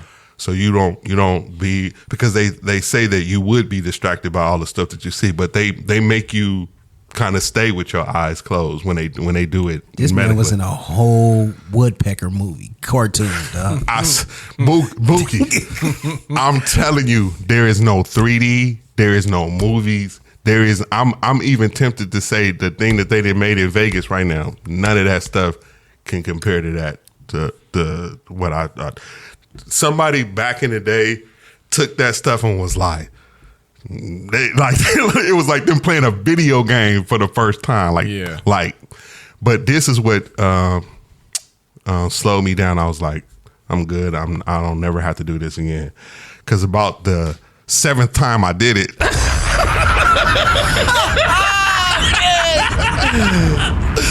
Here's why. Oh, You my tell it. My God, mama bro. said, "Tell the truth and shame the devil." That's what I'm doing today. I don't recommend. You know, I'm not big enough. I'm just telling y'all what I experienced out of curiosity. Thank God I came back with my mind and I didn't flip out. But here's the reality of it. It doesn't have any addictive properties. So you don't, like marijuana had on me, that wasn't gonna happen with shrooms. They don't. And the thing was, because I had got used to the ride. Like, this is gonna happen first, this gonna happen. But they did get shorter. It wasn't 12 hours each time. And I remember the last time I took it, I was like, you know what? I really don't want to go on this ride. I really don't want to go through all of the phases. Had enough. I was like, I'm kind of cool, but it was like, man, please, that's not how it works. You could just get off the roller coaster. You just can't drink no coffee or drink some water. You're gonna go through the whole. So that last time I did, I remember I just went and laid down. I was like, man, I just want to just like kind of sleep this off. But like I told you close your eyes, man. Sergeant Pepper Lonely Heart Club, man. Colors everywhere. Wow. You moving like you on a roller coaster. You seeing shapes and stuff that you ain't never seen. All I'm picturing is Who Framed Roger Rabbit. Man, Yeah. that's accurate. But here's what I tripped off of. I was like, that's how some people most likely got inspired and created certain things.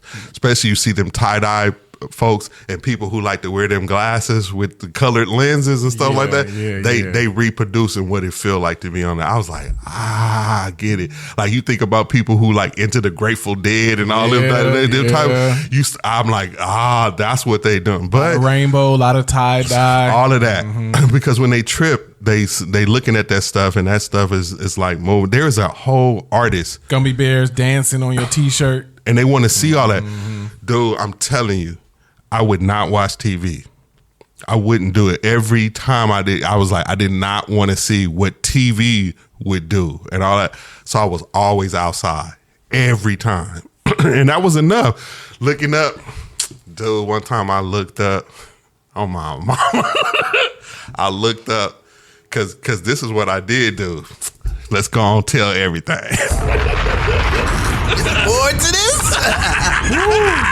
we here. I was like, okay, Jimi Hendrix or whatever. What happens when you listen to gospel music? Same thing. Same thing happens when you listen to any other music. The notes get to dancing? Man, notes get to dancing. You seeing all kind of stuff in the clouds. You seeing, oh man, that looked like a city opening up up there. It looked like a city in that tree with little lights, little Keebler elves in that tree. And oh my mama, I thought of that scripture that says the many cloud of witnesses that came past my eyes, and I looked up. And they all was standing there looking at you. Close, nigga. I seen a bunch of eyes open up and just look.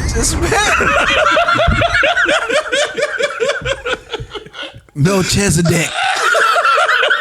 It's like, oh, that's where you went, huh? Man, here go Elijah. I found him. This man's still riding in the chariot. I can't. Let me get on the chariot. I can't front. It was a most like, and I haven't done it since, but it was the most like profound thing I had to experience, and I'm like, I can see why people get caught up into that. But I'll be honest, there's no way I would want to go out like that. I wouldn't want to go driving around. Matter of fact, it was one part where I was, and my boy was going to eat, and he was like, "Hey, you want to come?" And I got up, and everything was shimmering like gold, sparkling. I was like, "Nah, I was just sitting here. I'm not finna go." I didn't go nowhere in none of those times, and do not. I couldn't. There's no way I could drive like that. It's not even like something you can play off. Like, oh, I'm gonna drink. And I'm gonna do that. Or I'm gonna smoke some weed. It's not that type of party. It's at all. You better sit your butt down, because things gonna probably get weird. Now, thank God, and out of all those trips, I didn't have a bad trip, because that's what I was scared of. Like something crazy start happening, and then you can't. He wasn't too scared of that. Nah. 7 trips. He wasn't too scared about it. Here's why, Boogie. And it was about it was about at least 5. First of all, it lessened over time. It wasn't as long, and it wasn't like the last time I did it. It was like candy. It was a mushroom like candy bar, so it wasn't the raw stuff. But the raw stuff was. I'll never forget it. Like it stays with you. Like parts of what I remember seeing stay. Now all of it, I didn't remember. 12 hours is a long time, but the reason I know it was 12 hours because I looked at what time I started, and then it was late at night when I was like feeling like, okay, I'm back to earth. And I remember the first thing I did was call my wife. Dude, you ain't gonna believe what I did. She was like, "Oh my God, I was a fool." But I had to tell y'all that story. I had to. Question. Good. And it's a switch up, but it's the same type of question because you clearly unlock parts of your brain that I ain't unlocked yet. So you might have a theory about this. Just a theory. So comic book villain Elon, they was talking about him. There's a rumor about him having a Tesla phone. Oh yeah, and he was like. They were asking him about making a watch or something back in 2020. He was like, we don't need no more phones. We don't need no more watches. That's like, y'all already figured that out. Tesla's not going to do that. What we going to try to do is build a neuralink directly into your brain. He already did it, bro. He's already accomplished that. Yeah, it's somebody. I know it's somebody in Arizona that already has it. So their brain is online on the internet, tapped into the Starlink. Now, James, and I'm they gonna tell you, interact with that joint. They already tried somebody. After that, after that story I just told you, I would never do nothing like that. But would you think that that's like a thing? Because you've seen stuff some of us ain't never seen. It's going to look. All I did was chemically mess around with my brain and make it fire off like it don't normally does. Right. That's all that took place. That's it. That's all with that. What he is doing is hooking a computer up to you. And you being able to download that information. So instead of you punching in ChatGPT, you're doing it with your brain. He first did it with monkeys. This dude has already successfully done this. So what is my thing is what is going to be the side effects to that? Yeah, because it got to be. Signals is already firing off. They done figured out how to map them so that they can map right. You put something foreign in your body, and you think that it's not going to have some kind of side effect. Because it's got to be metal, plastic, powder. It's got to be a chip. It's got to be something. Like, it's foreign. It's not God built. It's something we built, and we put it inside it. Now we've been successful. Somebody can say, "Gerald, calm down. We've made pacemakers. We've made all kind of stuff that you can put in your body. That's right, and it can help you." Okay, all right, but in our brains, and tapping into those neurons, tapping into those thoughts and whatever those signals are. You've been able to different. That is totally different. Man, but oh my God, because when I seen it a few years, well, maybe like a year or two ago. The Neuralink. Yeah, when they were talking about they put it in somebody. In a monkey. They put it in a monkey first, and the monkey's sitting up there playing old Pong with it, with no controller. With no controller, just looking at it. And I was like, man, I don't know about that, bro. Because I had to write a report on it. That's what it was. Mm-hmm. I had to write a paper on it, and because it was an assignment that I had, and it was like, is it fair to the common man for someone to have access to that, and for like the regular individual human? So now you think about it. If it's only if you have to, you know what I'm saying, like purchase it, pay for it to get this. Mm-hmm. Now. Most of us won't be able to afford that. You're right. You know what I'm saying? Like that first cell phone. Yeah. No. So therefore, the elite family members can get it. So now we're competing for jobs. Now we're competing for, you know what I'm saying, educational purposes, different. All right. We took a little bathroom break. But you were saying, you were saying, Bookie. Oh, I was saying that like I had to write a paper about it. Yeah. And so it was like a lot of pros and cons to it, because you think about now we're competing in the job market. Yeah. Somebody got a Neuralink. You can't beat him. You can't beat him. A lawyer with all of the precedent in his dude. file at his hand. I seen the dude cheating on his interview. using ChatGPT. That's what I'm saying. With the AI connected to that, you can't win. He on the computer and the dude asking him the question, but he got AI listening to it. Yeah. So it's jotting down what he do and spitting out an answer, and he was just reading it back to him. Now imagine that's in your brain. In your brain. Yeah. So you're doing somebody. Can you imagine? So like I like a lot of these medical shows, right? Yeah. Like The Resident, and then they got the one with The Good Doctor, where dude he's autistic on the spectrum, but dude is a medical genius. Gotcha. So he gets into the zone where everything pops up in his mind, and they show it, like a little computer cop, like you go through here, This is real life now. I know. You know what I'm saying? Like this is real life. It's like an ultimate cheat code. Yeah. I mean, it's like the goggles. You want that, right? You know what I'm saying? Like you want that because it's going to limit mistakes. Yeah. But at the same time, like now, Tyrone, who from Watts, who want to be a doctor all his life, can't afford the Neuralink. You know what I'm saying? That was like, oh, you ain't got the Neuralink. Now you're a liability. Yeah. Because you might make a mistake. Oh, you saying it might be a job requirement eventually? Yeah, or not even a job requirement, but who you gonna hire? The guy with the Neuralink, or the guy that's what I'm saying. Still, it sounds like a job requirement. Yeah, but a super cheat code. Yes, it's a cheat code. You know what I'm saying? But dude, but check this out though. Okay. But check this out. Okay. Think about the medical possibilities. Somebody that may be paralyzed, somebody may have had a stroke that can't talk, speak, and nothing like that. Yeah. Now you put one of them joints in. Now you recovered. Yeah. That's amazing. It is. And they really trying to probably low key. It's the devil. He eventually gonna go through that joint. It's a demon behind that. Let me find the name. We got to find the demon name behind the neuro demon. For real, I don't know, man. I just can't see somebody like using that without getting a headache or something. You know what I'm saying? It gotta be side effects. It gotta be some kind of side. Ain't nothing natural about that. It's like you want this Neuralink and be like in the top 10% like intelligence. You might have a seizure every now and then, but like you top of the list. You know what I'm saying? You like you making way more money you know now. What I'm saying? Like little seizure here and there ain't gonna hurt nobody. Man, nigga at the carnival killing it, just drawing a crowd, just like ask me anything. Ask me anything. That's wild. But do you want a cheat code in life like that though? Like now, like there's no more challenges. You know what I'm saying? Like we thrive off a challenge. Like I want to pass this video game. Like now you just know everything. You know what I'm saying? It's like you gonna have to create a new evil.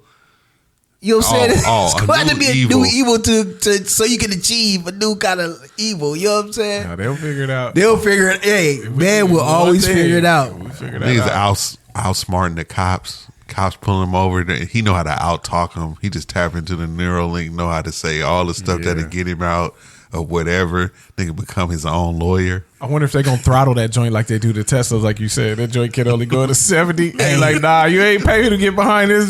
You ain't gonna be that smart. You gotta get a different subscription for that. This was just they cut it off. Hey, but look, this is what just came to me though. What? We already know you already know tinfoil hat time. Hey, let's go. This is what just came to me. Imagine you have to have a requirement by the government. The government like, oh, you tripping? I'm gonna shut that joint down. Hey, you think you getting away and the government just shut that joint down and you just like, you be like, why Jay just collapsed? Oh, they looking for him. They just shut this thing Neuralink down. I'm already, what do you call that? They already got my GPS. That ain't nothing to just put me to sleep. Hey, I'm gonna wake up in jail. With a Neuralink, think about it. It would make all your Google search and your AI searches like old school. Like that's gonna become old school. Like I remember that when people used to just take their phone and look up stuff. Now nigga just closing his eyes. Like your left eye always have a headache. You always have a headache in your left eye, but you won't need Google no more. You won't need Google at all, and you might not need no vision plan either. It might help your vision. It might. I'm thinking. I'm like, okay, what could it help you athletically? You know what I'm saying? It's like, okay, it can give me information, but what if it start giving you information on how to, I don't know, lift weights differently, train differently or something? We already got something like that. Like, every time he turned to the left, he finna do this. Like, okay, got it. Just full analytics in your mind. Full analytics in your brain. Dude, I'm talking about like having like direct access to all the laws and stuff. And now, man, police like, dang, this nigga got neuralink. I can tell how he talking. Have a nice day, sir. This fool got never. You're free to go. You're free to go. You know I know the law. You think that dude on the neuralink? Like, no, it just changed 2 weeks ago. You got to get a CCW for that. You got to be able to show. I got that. Put the link in. It's election time, dog. Yeah. Can you imagine just sitting in a debate like, this nigga lying? Just back in 2012, she said this. Okay. It's just there, you know what I'm saying? You can't lie to us. You said the trigger word. You said the trigger word because it's still. You said the trigger word, which is election time. So here we go. Here we are. We have close to just a little bit over 2 weeks. Say that again. Before like a little bit over 2 weeks. We gonna have some. We gonna probably have a new president in less than 2 weeks. We're going to decide whether we're going to be in World War III or we can afford groceries. We got 2 weeks. I'm choosing the groceries. Now let's cheaper groceries. Let's have a real conversation, though, fellas. Let's have a real one. I'm ready to have a real conversation of how I really feel this is turning out. Now I know everybody got their sides. And some people are going to be upset with probably a lot of stuff that I say, a lot of stuff Bookie says, and a lot of stuff James says. Let's get over that. That's not the intent. Is to push our line. That's not really the intent. I just want to have a real conversation. Fam, shout out to anybody that's still here after listening to this man go on 7 acid trips in Michigan. You can feel however you want. Hey, if you made it this far, you truly love us. Yes, you are a trooper. And we made this show just for you. Absolutely. So I appreciate it. Have at it, Jay. I'm coming off of everybody was giving Obama an issue about how he was coming at black men. Or yes, whatever. my hand is raised. Yes, and I didn't hated that. I just saw clips. I didn't see the whole thing, so I can't honestly speak towards that. But I could tell a lot of brothers was a little ticked off behind that. But the thing that I did see was Kamala's agenda for black men, and while I understand you want to cater to certain voters. That's part of the gig. I get it. Yep. What you said as a quote unquote black woman, what you said was these were the things that were, I guess, most attractive to black men. And when I read it, and I'm trying to pull it up here, when I read them, I was kind of like, I kind of get what you're saying, but one thing was provide $1 million loans that are fully forgivable up to $20K for black entrepreneurs and others to start a business. Nice. I like that. Nobody's going to complain about that, especially if you're an entrepreneur like myself and you got small Wasn't there Trump businesses. opportunity zones already? I remember that. And the opportunity zones was a real thing. Yeah, it was a real thing. That really happened. Just piggybacking. Those off are of good. what That's good too. Yeah, that's what I'm saying. It's like ain't this is mad at nothing that she just made up. But not go. We ain't got reparations, so I'm listening. Yeah, go ahead. The Continue. second one was support education training and mentorship programs that lead to good paying jobs for black men, including pathways to become teachers. Now, from what I heard, a lot of teachers are not getting paid the money that they want to. That's one of the things what you got out of that. So let's not just say pathways to becoming teachers. But I understand you want to see more black teachers affecting, black and brown children. I get it. Yeah. Then protect cryptocurrency investments so black men who make them know their money is safe. That one I kind of scratched my head. Yeah, we got to stop out. We got to camp out on that one, Bookie. Doug, this is Trump already went against the federal government. This on what that. she's saying. She's saying we got to be able to make sure that the crypto doesn't get stolen like it used to. Remember they used to hack into all the different cryptocurrency exchanges and just bleed them dry. It'd be 250 billion worth of Bitcoin. They just bleed it dry. what she's trying to say is she wants to be able to protect that for you so that you can see that. What she's not telling you is she also wants to be able to tax your future earnings that you ain't even made yet. Yeah.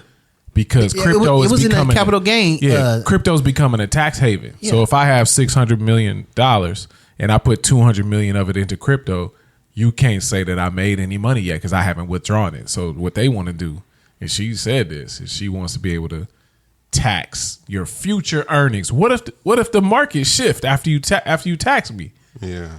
So the market shift and I don't have the capital gains that you think I'm gonna have in 2 years, but you don't already tax me in 2025.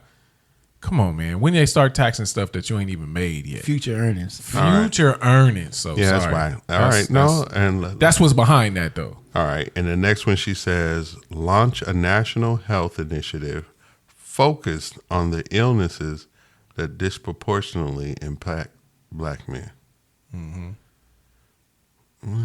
Okay. All right.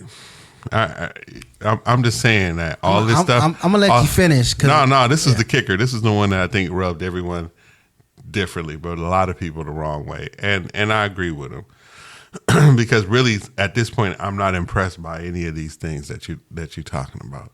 This should be normal American activity already. But what you're saying is it's not, and I'm going to make sure it happens. And this should secure your vote because if you vote for me, all this stuff is going to get put in play. But the kicker was this one.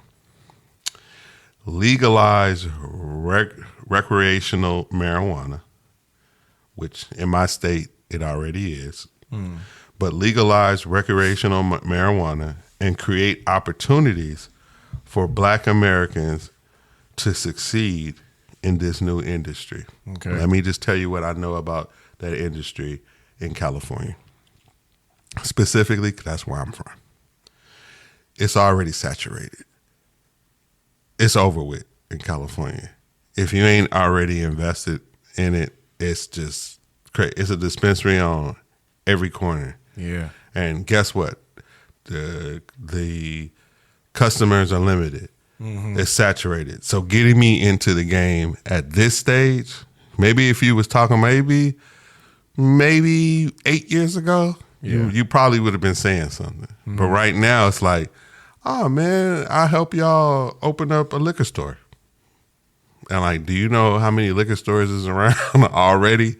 And you know there's Bevmo and there's all these other places that's Total Wine, all that. The grocery store. Yeah. All these places are selling liquor. So now you want me to get into this game? So that really doesn't float the boat like in California, but maybe she's talking about other states. But when I read all of those things, I just wasn't impressed as a black man who this is targeted to. I'm like, This is what's not cool. What's not cool. I'm gonna tell you just flat out. I've been fighting with this for a while, and I gotta give credit where credit is due. My son-in-law, Josh, he's a brilliant dude. It's a brilliant dude. It's a good dude, man. And he talked me off the ledge. He was like, he has so much to say about the left. And I'm at the place where I've always been able to say, man, you should vote your conscience, Bookie. If you really feel like 45 is supposed to be next, you should do that. Yeah. Jay, you've had seasons where you like, I can't participate in this at all. I don't feel like this is something I'm supposed to be participating. You get to do that. Yeah. You should do that. I've always had kind of like lean left. My mom worked at City Hall, so I was always around these people like Maxine Waters, and she worked with all these different people, and I just grew up in that little area at City Hall, so it just been at the voting booths with, like you say, you work in the ballots. Next time, what do you call them? The voting spots. You work in one of the polls. Next time, I've been working. I grew up at the polls. Like they was always. My grandmother, my mom. They was always working the polls. So I've been around these conversations forever, man. And I'm at the point where it's like, you know what? I'm not gonna be able to sleep well if I vote for this lady. I can't do it. Now I'm never voting for 45. That's fine. Yeah. But now I'm back in 2016 where I'm like, man, I can't vote for her. Because let me tell you what's going on with this right here, Jay. What you just read, all these things sound okay. All these things are good. What they not going to tell you is that none of these are exclusive to black men. Not a single one of these. If you read the first one, it says, provide 1 million loans that are fully forgivable up to $20,000 for Black entrepreneurs and others to start a business. You know what "and others" means? Everybody. It means you don't have to be Black or a man. It's just a business opportunity that anybody has. Yeah. It's not going to be segregated or protected for Black men to get it. You can't do So it, you're yeah. not even talking to me. Yeah. You're talking. It's like what Obama did, kind of like it broke something in me. Just like Stephen A. had the best take on it. He was like, "You're trying to tell me that I'm a Black man that doesn't want to be under a woman."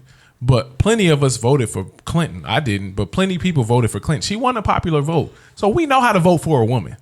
We know how to let a woman lead in this area. But what you're trying to say is that all the stuff that I'm upset about is because I secretly don't want a woman to be over us. That's exactly what Obama said. And we caught it.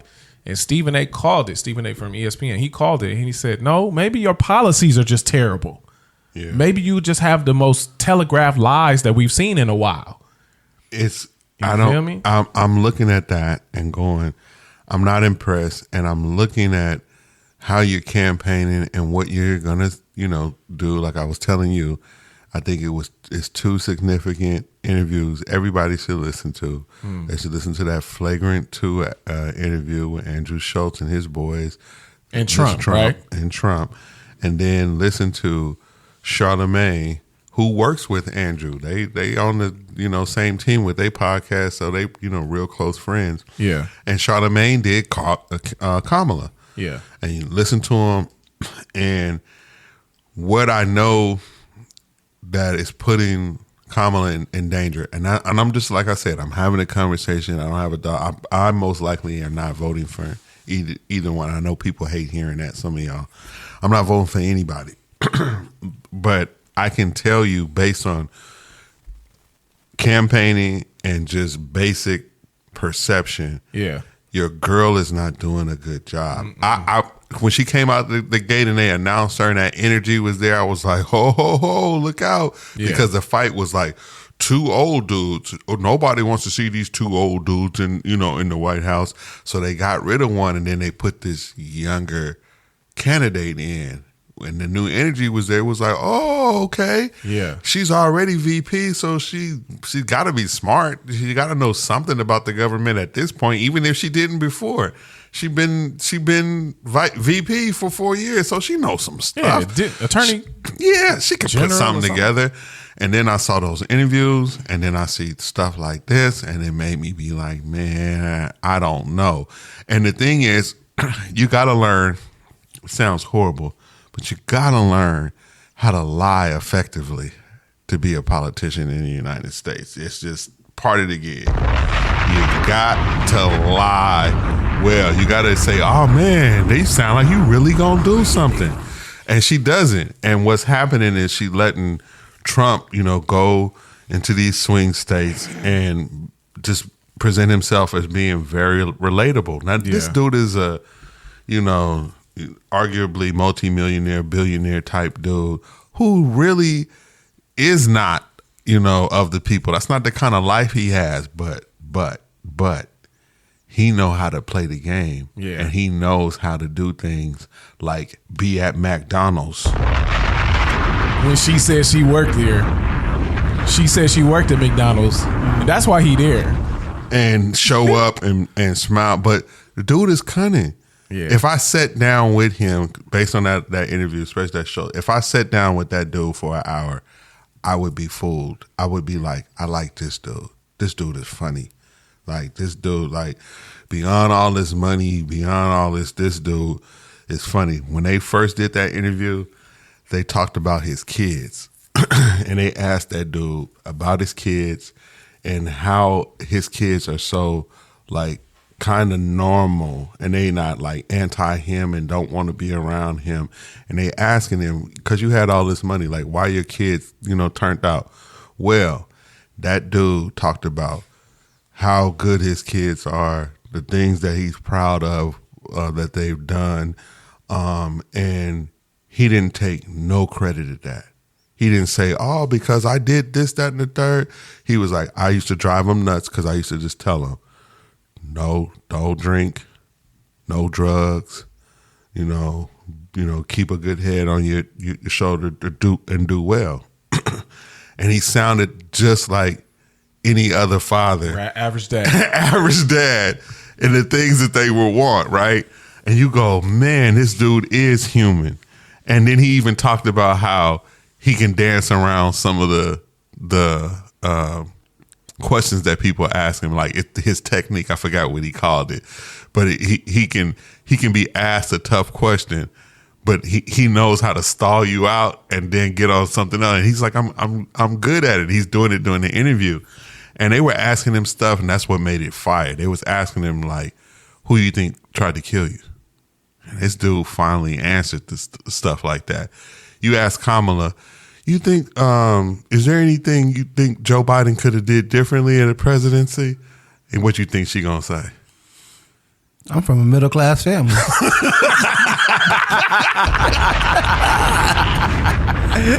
I know both sides of the street. That's what she's going to say. That's all she's been saying. She just says a lot of like cliche stuff. My point is this: she's not having her Bill Clinton playing the saxophone on Arsenio Hall moment. She's not doing anything like that.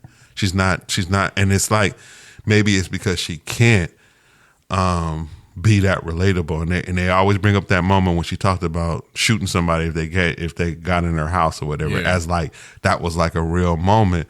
But she quickly tried to clean that up, like, and it was kind of like, no, They didn't like that, so she had to backtrack. No, Walk she did that it back herself. too? Oh God! In the same moment, Pick a side. just man. be like, that's how I would really be. Just pick one. Because she feel like that's what black people can relate to. And then she's like, oh, that was only a third of the people that's gonna vote. Yeah. But I don't like guns. But my thing is, you're supposed to win me over, and I can, like I told y'all, I already see the excuses coming, and they're gonna say she didn't have as much time to prepare. That's why, and it's not. It's how she answers stuff, and you're not convincing. I don't really hear what you're going to do for us. If you're born on third base, you don't need that much time. She started this whole campaign on third base. You don't need that much time. Yeah. I'm not trying to hear that, man. I needed her to be honest. You're the vice president of the United States. You've been. What did Joe Biden say when they finally brought Joe Biden back out? Because he's been gone for months. Oh yes, he has. Then they brought him back outside. What was Joe Biden say? Oh, yeah, she was part of every major idea that we've done. It every deal that we've done, every bill that we passed, she played a major role in it. Which that doesn't work though, Bookie. Listen, that don't work because they put Joe Biden back into the closet. He went back downstairs. We ain't seen him since then. To the bunker. That doesn't work because they've been asking if you was gonna do all of these things that you keep talking about now. Why haven't you done any of them yet? So one of them can't be true. Either this was Biden's administration, I didn't get to do what I wanted, or Biden is telling the truth. No, you was here, you was collaborative in everything that we did, and this is what we did. We made a mess, and you in on this mess. You ain't finna blame this mess on me like you wasn't in these rooms. And let me tell you why I believe Biden, because Biden still believes that his administration was great. So he's telling the truth. In my opinion, because like, oh yeah, she wrote, pick her because she was a part of every major thing that we done. But at the same time, I'm like, isn't that what he's supposed to say at this point? No, that wasn't what he was supposed to say. He was supposed to lie, like you said. Yeah, but it wasn't no good lie. But either it's the same. That's why I said it's the truth. It's the same lie that they have about him. So either he's unfit to be the next president, but he's fit to be the president tonight. Yeah. How are those true about the same person on the same day? Exactly. He's unfit to be a president in January, but he's fit to be the president tonight. All the way until December. One of them can't be true. Right? Yeah. One of them can't be true. So same thing with Kamala. She's either a part of this mess that's been made now because she was in on every major decision. Or the other thing that they've been trying to push is like, oh, that was Biden's administration. If I was in charge, I would do this. And they keep asking her, you've been in charge for 3 years. Why haven't you done any of this stuff? Because she can't walk it back because she kept saying that Bidenomics was great. Yeah. before this mess at the border, we took care of the border situation, and she was in charge of that. Whose mess at the border? This is your mess Exactly. at the border. Who are you Who are you trying to get us to? Now she's talking about we need to fix everything that's messed up. You was a part of the whole mess up. You got to pick one. When man. she was announced, I said, "Oh man, Trump in trouble." Yeah. I was there. I'm like, and then I'm not gonna front it. The idea of a black woman running the country, exciting. Yeah. Just the thought of it, right? But at the end of the day, it is a job. That's all it is. And if you were the interviewer, you're the person of the company, and you're interviewing this person for the job, James, you've been in that seat many a times. You're looking for a qualified person. Yeah. Somebody who sits in front of you, communicates what they're going to do, you know, if they get hired and why they're the right person for the job. And you sit there and you go, okay, based on what they said, it was like, now with seeing that it would be a beautiful thing, historic thing, in our lifetime, we would have seen a black man run the country and now a black woman run the country. First woman to ever run in our lifetime. Amazing thing, right? But because it's a job, the same way that you are sitting on this the side of the desk that's going to determine if this person enters in and actually runs the position, we got to trust that this person is capable of doing that. Yeah. And when it come down, now here's the thing. That's it. Here's the nasty truth. Trump did it before. Mm-hmm. We still here. We didn't go to World War III. Things didn't get crazy. I'm not saying it was the best or whatever. People argue, oh, well, it was good because Obama left it that way. And, you know, I've heard all of that as well. But my point is, he's actually done the job. So if we were just thinking on the job thing, okay, this dude is saying, I've actually had experience. Now, she has experience, she can say, as VP, but we all know that that's different. And then when it comes down to having to make deals and actually have a plan together, it seemed like that dude, Trump, got enough sense to tap into other people and get some of his stuff answered. She don't come off like I'm tapped in. And where do I get that from? When I look at that list, the plan that she had from the black man, that don't seem like she tapped into too many people. Like what I tell you before the pod, what it seemed like she did with the Chat GPT and asked it, hey, you know, what kind of plan do I need to, you know, put together? Give me 5 things. And it spit that would out. Energize the black male vote. And that's what we looking at. And I'm like, it don't feel like, hey, I've talked to so-and-so, I built this plan, I sat down with blah, blah, blah, and we had this discussion. And I'm checking for this in her interviews. And I'm waiting for her to say, you know, how she's collaborating with people. Now, she did say that she would be working with people across the aisle, but guess what? They all say that. So it's not like you're saying anything new in that sense. But I haven't heard her, 2 weeks now we said we got, and I haven't heard her say anything like, I'm going to have this in place. When I have heard Trump say, first thing he going to do is bring that energy down. And that energy cost that's so high is killing and it's driving everything else up. And he's like confident. Now, could he be lying? Them regulations is what's driving the cost of, you know, he'll kill a regulation in a minute. And he'll put somebody else over that, whatever that task force is, and make sure it's his folks, and they'll make sure that all them prices come down. Now, we might all get cancer, but the lights gonna be cheaper. But see, James, but that sounds like, even if it's not a perfect plan, that sounds like a plan. Yeah. That sounds like he capable of doing something. And like I said, the dude ego bigger. The dude with the ego, with the biggest ego, got more to lose being a loser. So he gonna do, and that's just my opinion, he gonna do whatever to still look like the man. He just gonna do whatever. What if he knows he gets in and inflation don't stop, he's losing. Yeah. So who knows? Somebody finna come up missing, bruh. for inflation. This dude is gonna do whatever to keep something that he been saying that he's gonna do. And I don't know. That might be a horrible way to look at things, but I think it's only fair. I'm alright. Finish. No, your go thought. ahead. Go ahead. I think it's only fair to be skeptical about all of this stuff. Like, one of the things that we got to keep in mind is that you don't have to participate in this process if you don't believe in it. The Bible clearly says you should be doing everything in faith. Everything that you do, you should be doing because you feel like, I'm doing this because it's the right thing to do.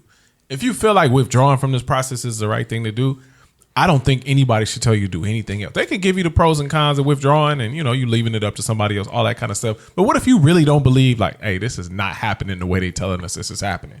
Yeah. I don't believe that, but I get what people do. And what I'm saying is, if you find yourself in a position where it's like, all right, skip that, I'm just going to vote the rest of this stuff that's local or whatever, like, because I'm out on that. And I feel like the way that they talked about us, the way that they talked at us, the way that Obama talked at us, like, patting us on the top of our head, like, just do what we say, little guy. You don't know enough like we do to make a decision. Don't let it bother you too much.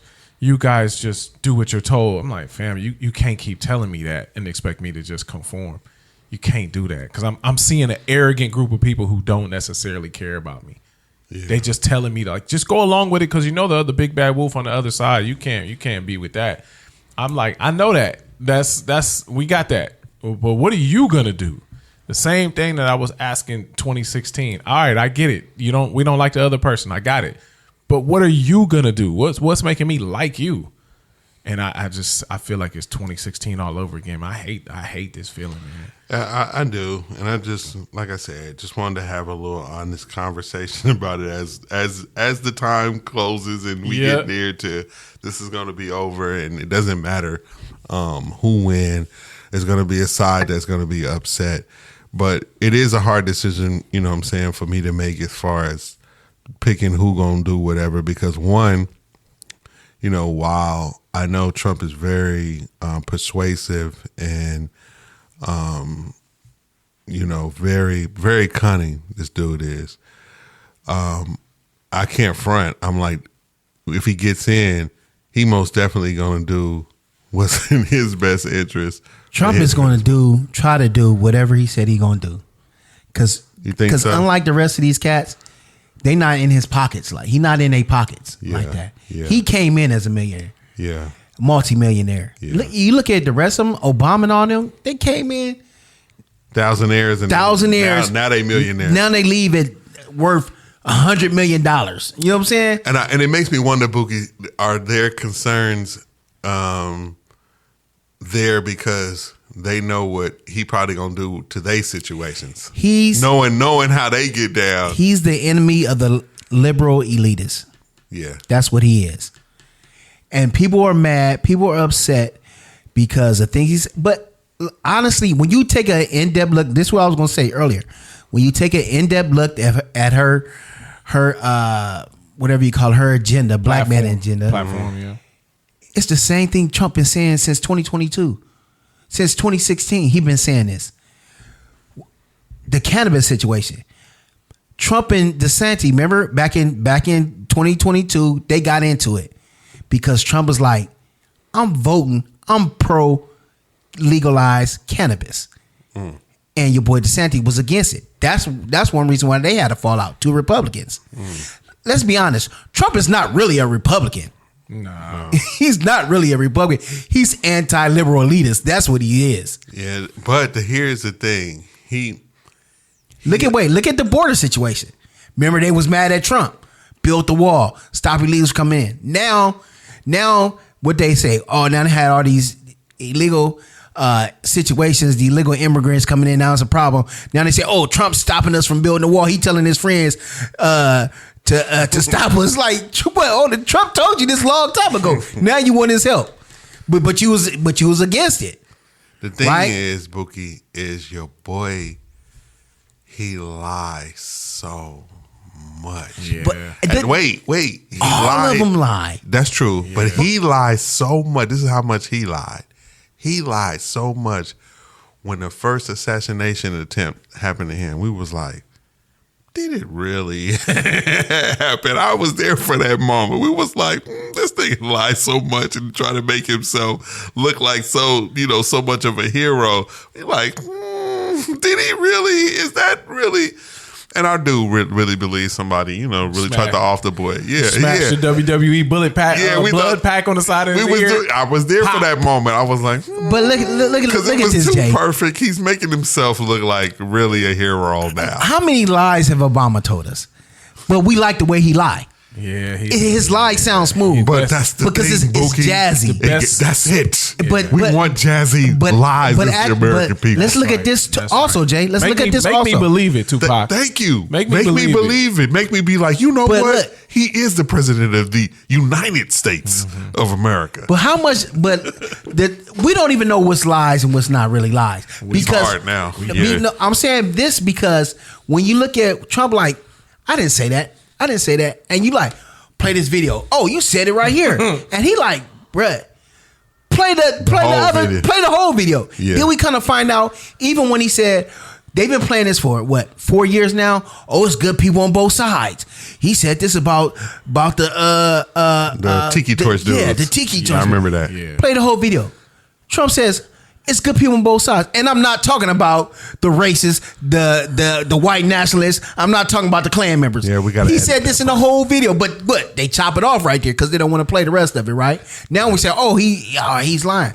Then we go back and we look at why is he in pictures with Jesse Jackson? Why is he in pictures with Mike Tyson? Why is he in pictures with all these other? Why did he take care of Jennifer Hudson's family when they had that situation down there in Chicago? Why did he forgive all these black people loans that he gave? But they're not talking about that, right? No.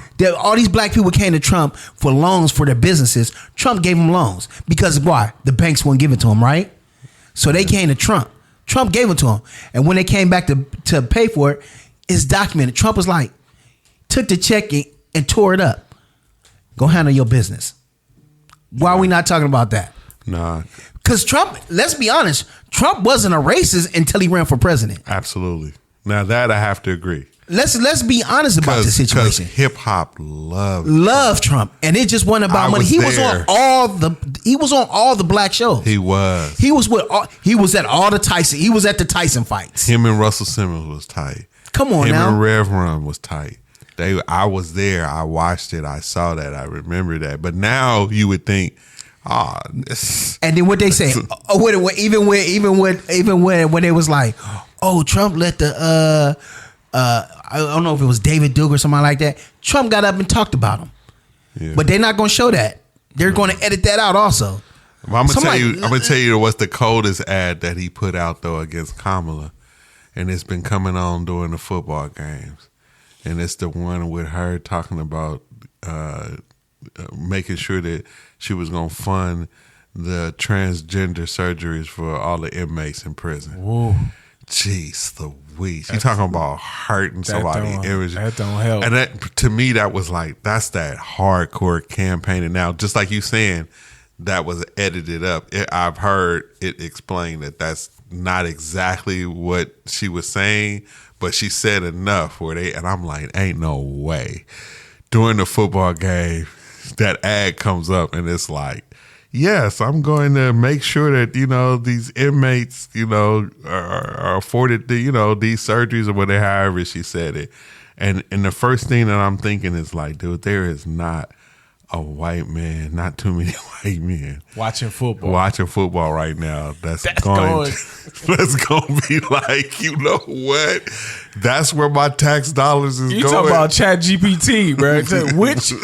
What audience should I put this particular commercial in front of? Chat GPT. But Obama to get in order for Obama to get in, he needed white folks' support, bro. Yeah, and he needed voter turnout too. Yes, he needed big energy with the voter turnout.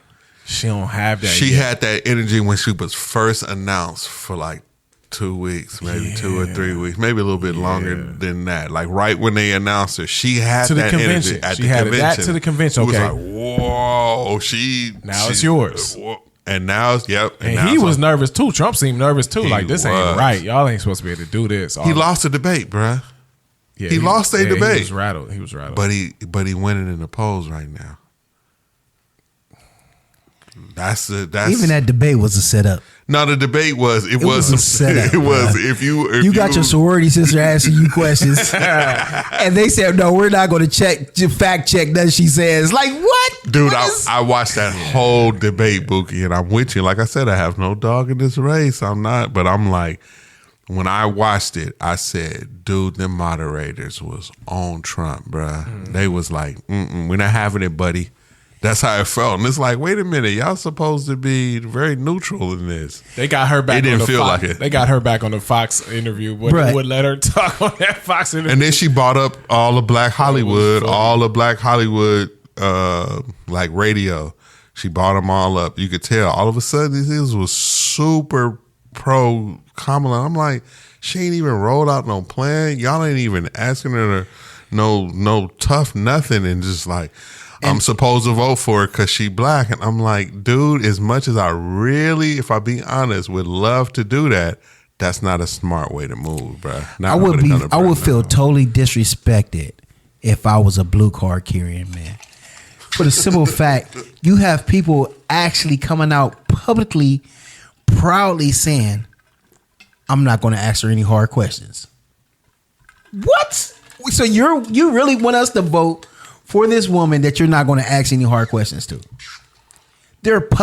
Steve Harvey wasn't the only one that said it. Yes. Yeah. But It was multiple people that said it. Even Charlemagne said it at one time. Back to my analogy about interviewing for a job. How do you have an interview for a position and not be asked hard questions Exactly. that got to do with the job? Who does that? And that, let me tell you why. And this is the reason why I don't get that. her platform, she came out as a black woman.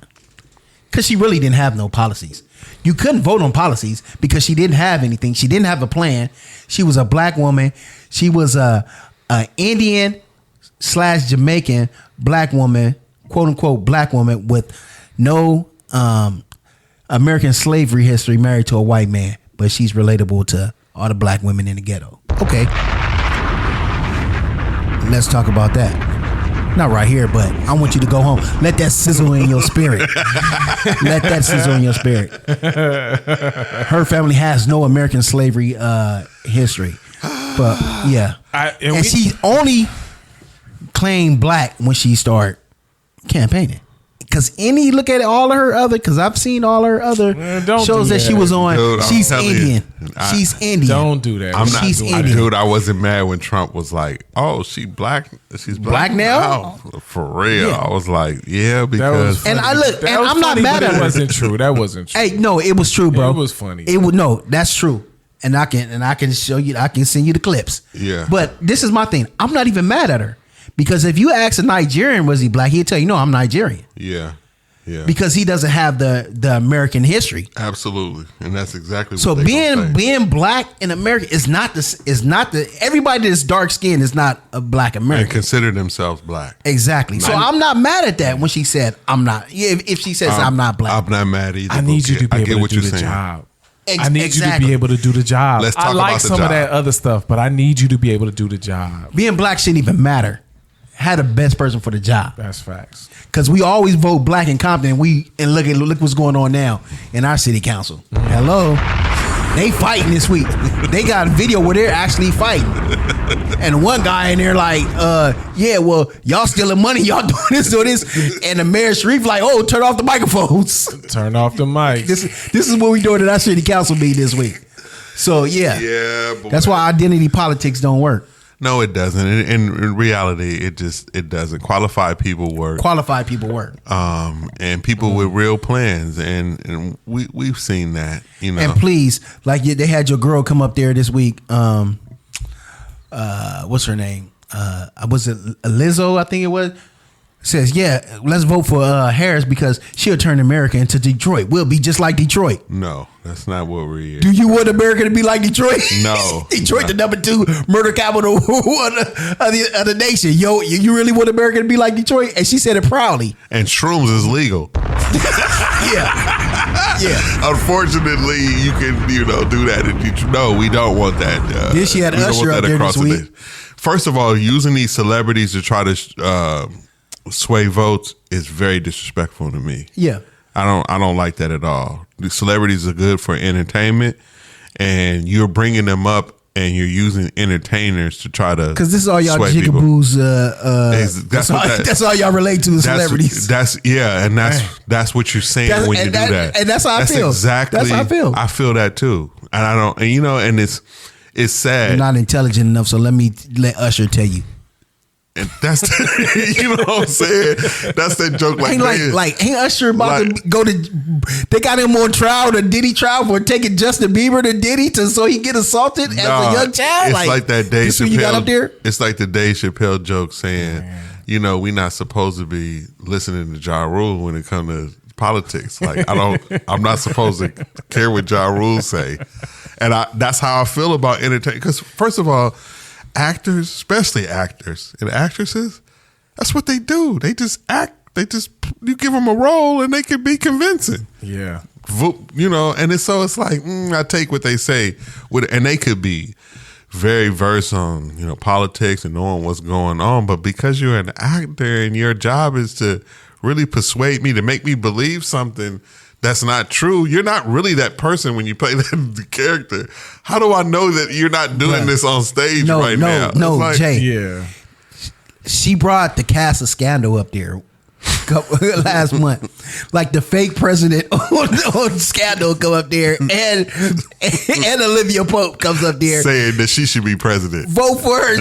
Vote for her. Come on, it's for the next president. Like, yeah, y'all black people like Scandal.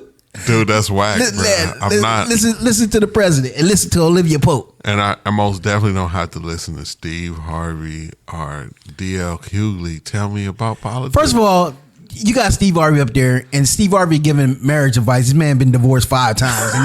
This is the guy you want to listen to about marriage, and now you want to listen to about politics. He finally got it right, Bookie. So he had to mess up a lot. That's why we should listen to him. But no, I'm just.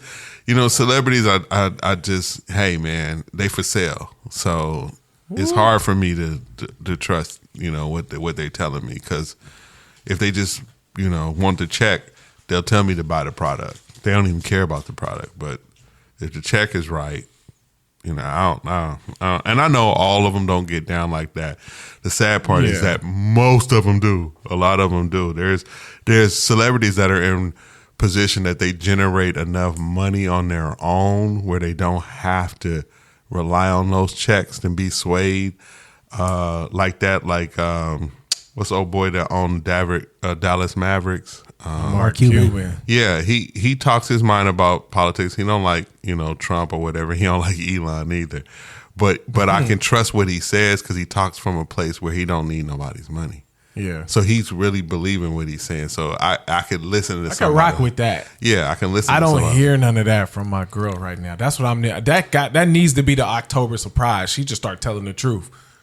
That would be that's because it's supposed to be an October surprise. When you right around the corner, you're supposed to do something shocking, something unexpected. Her black man plan that she stole from Trump was the surprise. That's surprise. not no surprise. You trying to say surprise, surprise. You tried to say that she took the platinum plan. Yeah. Trump's platinum plan. That was she took sections from Trump platinum plan. I need an October surprise, Kamala. Come on through. Start telling the truth. Jay, I think we didn't see everything that she could do. I was waiting for her to turn the corner and be like, exactly. Oh, this is the side of her I've never seen. Exactly. Oh, she really means. She didn't roll up her sleeve. She really like. Just be auntie. Nah, she's still just be auntie. She a robot still. And I'm like, I can't trust she no ain't your robots, auntie, bruh. She robot right now. I can't front. Like she's programmed robot. And I'm like, just be auntie. Like there's the auntie that, when things get bad in the family, the auntie come through and pull everybody together that rock like somebody maybe. She's the drunk auntie. Listen, Bookie. If we asked her anything, what do you think the first thing she gonna say? I'm from a middle class family. I've seen both sides of the street. Dude, that's what she been saying a lot. Consistently, bro. In front of all kind of questions. Yes. All kind of random questions. It's like Miss Harris, what do you think about the war? Well, I'm from a middle class family. What is it? How you gonna stop inflation? I'm from a middle class family. That's all we know. That's all we know about it. 100,000 in housing for any Americans first time buyers. Man, and I seen this black lady, and I know we joking, but this is the serious part of it. So this black lady did a interview, and she was losing her business. Yeah. So she was trying to get a loan. They denied her a loan to save her business. Yeah. They gave a illegal immigrant a loan to buy her business. No. She was on an interview crying, bro. I was like, this is... I be so glad Trump people don't get a hold of stuff like this, man. Because they don't know what they doing either. Yeah. If they had some of these type commercials, they be burying your girl right now. Yeah, he should have put me on the campaign. Bookie. I think I should have been his hood campaign manager. I just don't think she did a Campaign good job. So he don't have to do nothing crazy. They just keep putting a microphone in front of her face, and she keep doing it. It's She's like gonna bury herself. she's like handing it over to him, bro. She's doing stuff that it's not really impressing. You know what I'm saying? Black folks first, but think about it, bro. When it comes to politics, if you not impressing black people, what you think? White people dancing in the street for you? Yeah. Bruh. We were fired up about Obama. We meaning black people. We were fired up about him, and we was like, "No, let's do it." And then he talked the talk like he was smooth, like you say, it was jazzy.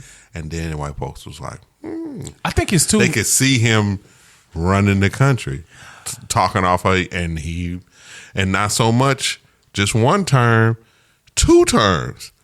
He had to do that, right? So if she would have just studied his blueprint and kind of understood, like, because he played it up, he sang Al Green, he did all kind of stuff that made him seem what? Normal. Yeah. Talked about his family. He liked to hoop, all that, right? Yeah. Loved his wife. Showed himself to be like, oh, he a family dude. He's like really, really.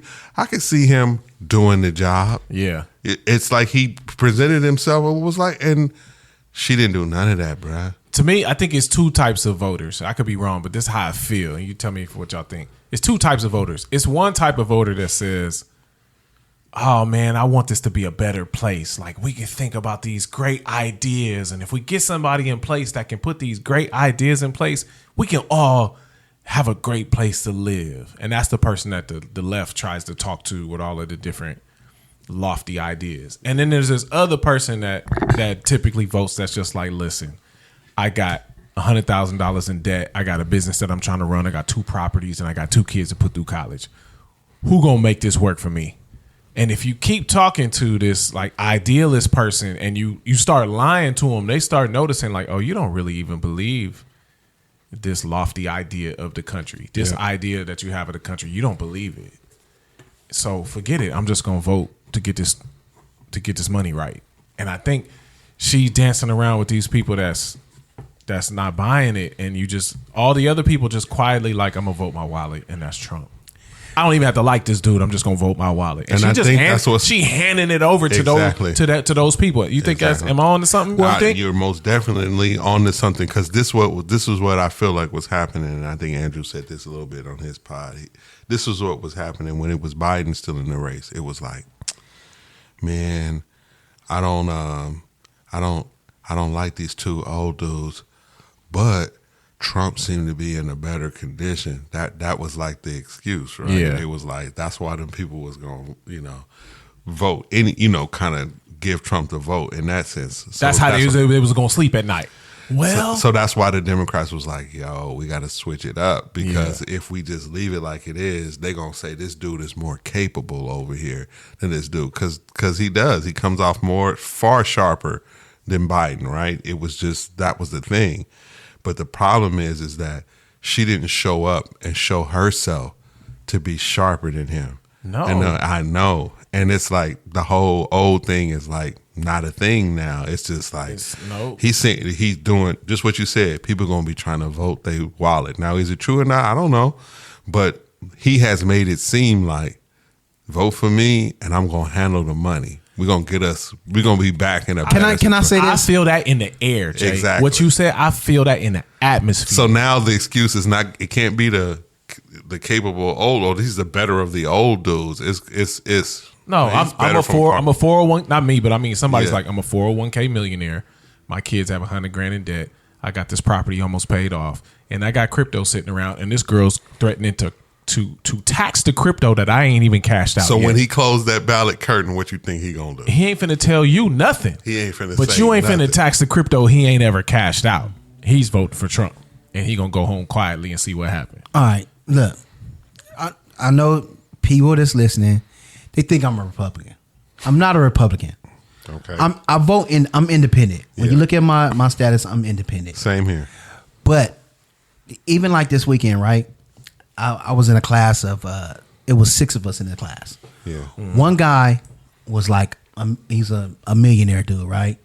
He owned a bunch of property. Yeah. He's been buying property since early 2000, and he was putting me on game, right? Yeah. And he a brother. He's I'm a 44. He was 47 years old. He's 47. I was in there with a young guy in his 30s, own a security company, starting his own security company, right? I was in there. It was a black lady in there, around the same age, in her 40s. Her husband is her significant other is a truck driver, and she's a traveling phlebotomist, right? We just got to talking. All 6 of us. We were 6 of them in there. You know, 5 of the 6. Well, including me, 5 of the 6. They all said they voting red. And these are all black They were people. willing to tell you, Jay. And that's what I'm saying. To tell you. And it was, and they're like, and the reason why I'm saying this is because what you brought up. First thing they was like, man, my money depending on this. Exactly. And these are black people. So these are middle class black people. I hear you. This guy has property in Watts, Compton, LA. He lives in Yorba Linda. He like, man, he's like, my wife had me buy this house in Yorba Linda. It was like $700,000 back in the day. He's like, man, my house is 3.5 right now. He was like, he's like, I met some white boys in San Jose. They put me on a real estate game. When I got back to South Central, look, and he's from South Central. Went to Gompers, went to Locke, all that, right? Yeah. He said, I bought my first house in Watts. He said, I bought another one. Took that money. He said he bought a house in San Jose for like $100,000. When he left, it was worth $1 million. He sold it in a few years. Came to Watts, bought a bunch of property, bought apartments, all this. Right? Now he like, man, I'm voting my wallet. That's what a lot of people. This is what a lot of people are saying. If you don't have an Obama type buzz, there you go. to James. make That's me all I was trying to say. believe in this hope that you selling. That's the only way you beat that. That's the only way you beat that. And it's not there. We got 2 weeks. It's not there. I think, but look, even like for me, right? I'm looking at what would help my future with myself financially and my kids financially. You know what I'm saying? Yep. Because like I believe in social justice. You know what I'm saying? Yeah. Way more than what the right does. You know what I'm saying? Yeah. I'm moderate when it comes to that. I'm like, no, we don't need to defund the police. You know what I'm saying? We need the police. Absolutely. But we also need to lock these criminals up. Yeah, they can't have immunity. You know what I'm saying? We can't live in Gotham. You know what I'm saying? So this is where I'm at. But the police killing an innocent black man. No, he needs to go to prison. Absolutely. Right. He need the same punishment as the average civilian on the streets. Absolutely. You know what I'm saying? But then at the same time, I'm like, look, welfare is not supposed to be a lifelong program. Nope. It's supposed to help you get on your feet. It's gonna cripple you if it's a lifelong program. And we have people that I had a man tell me, man, I've been doing this since the 70s. Bro, I wouldn't even told nobody that. you know what I'm saying? Yeah. Man, I was in GR back in the 70s. I got on Kyle Works and and I know all the programs. This is what he telling me. Yeah. I wouldn't have told nobody that. That's nothing to be proud of. I know. You know what I'm saying? Unfortunately. Oh yeah, and like passing down your apartment at the projects is not generational wealth. That's not an inheritance. You know what I'm saying? Like he tried not to laugh. We need to do better. You know what I'm saying? He tried not to laugh. That's horrible. And so like that was a good thought. Like if you, I believe that we need social programs. Because of course, let's not act like we was all dealt to. I've been on welfare. I've been exactly. I've had food stamps. I've been on unemployment. My mom, I when needed I was all sick, of that. you know what I'm saying? She did that. Let's go. It's helpful. So it's a stepping stool to get back on your feet. Exactly. It's not a lifestyle. And these cats have made it a lifestyle. Like, bro, oh man, my son turned 7. I need another kid. I mean, there's people. I've had people come there that's like 58 years old. Pregnant. Oh yeah, I need my cow. Where my food stamps? What? 58. You 58 years old. I'm still pumping them out, baby. Yeah. Let's keep it going. Cash cows. Let's keep it going. Just for a welfare check. You know what I'm saying? Yeah. I'm like, the mentality has to change. Yes. So that's where I ride with that also. Like, no, yeah. Just need to be a limit because we need programs to get people off of these situations. But people gotta want to do better. That's real. You know what I'm saying? But to go back like you were saying, like people vote like in this economy, bro. I gotta eat. You gotta be special to override that. That's what Jay's saying. That's dope. I totally agree. It normally we thinking about ourselves unless you give me a real honest, genuine, sell me a good dream that I can actually make this better for everybody. If you stop me from making my vote feel like it's gonna be better for everybody, then I'm just gonna pivot right back to what I already wanted. And I'm gonna tell you. And that's what a lot Barack of people Obama think. never said, "This is what I'm gonna do for black people." No, let's let that breathe. You're not gonna win doing that, and he knew that, and he was smart in not doing that, because you're going to, whether you believe it or not, you're gonna make some people feel alienated when you do that. But Biden came out with an Asian bill though. That was a brilliant move that he said. But did he stop being black? Right. With all the Al Green it's a way to do and the hooping both. and whatever. Exactly. But brilliant. she doesn't have that part. And so she couldn't turn that on, but she went and did this one I'm gonna do for black people. And white folks looking like, no. What she said was, really? I can't. No, you're not. I can't do nothing strictly for black folks. No, you can't, because every time you try to do that, it goes to the Supreme Court and they knock it down as racist. You can't just give something to a certain ethnic but you did it for the Asians most of the time. But you did it for the Asians. Did it pass? Yes, the Asian hate bill passed. I remember that. Black folks been getting beat upside the head and killed all this time. Hate bill is different. Where's the black anti-black hate bill? Where's the black hate bill at? You can't. People cops go to jail more than they used to. Let's be real only about because that. the cameras. But this wasn't just for the cops. The Asian hate bill was for the civilians. I feel you. What I'm saying is, I remember that. Yeah. But when you say I can't do nothing for a specific group of people, but you just did. Yeah. Protection bills is different from. Where's our protection bill? Funding bill. We got some protection bills. Name one. The anti-lynching bill? Nope. what right here in California, the Crown Act. You can't disqualify somebody for employment if they want to wear their natural hair. That is for us. There you go. Or Crown Act. Actually, it was for the ones that wear the joint around their head, the Middle Eastern cats, the Habibs or whatever they call it. Oh Lord, please. That's what it was for. My point is, when you try to talk about putting money in one specific group's pockets, you asking for the Supreme Court to shoot that down. So what she's saying is, this is going to be good for black people if they apply. They're not the only ones who can apply. They're not the only ones who going to get approved. Dude, this joint is going to help somebody, but it ain't specifically going to be able to isolate black men. It's not going to be able to do that. I feel that this was a real conversation. Yeah. I understand that some people are like, oh man, y'all anti-Kamala. I'm begging for October surprise. I'm begging for a reason to pivot back to her. It's because just, y'all know I was ready. As soon as it happened, I was like, let's everybody go. was. It was like, let's wow, go. This is going to be interesting. This is going to be historic. I got to be able to sleep at night with whatever I do. And then time everybody went else on. should too. And I think if you just be honest And I'm just talking about take a step back from any party, anything that's really hyped you up, and just really take a real hard look at the campaigning that's took place. Mm-hmm. I think you could see that It's shaky. it's shaky. It's not a clear cut race or clear cut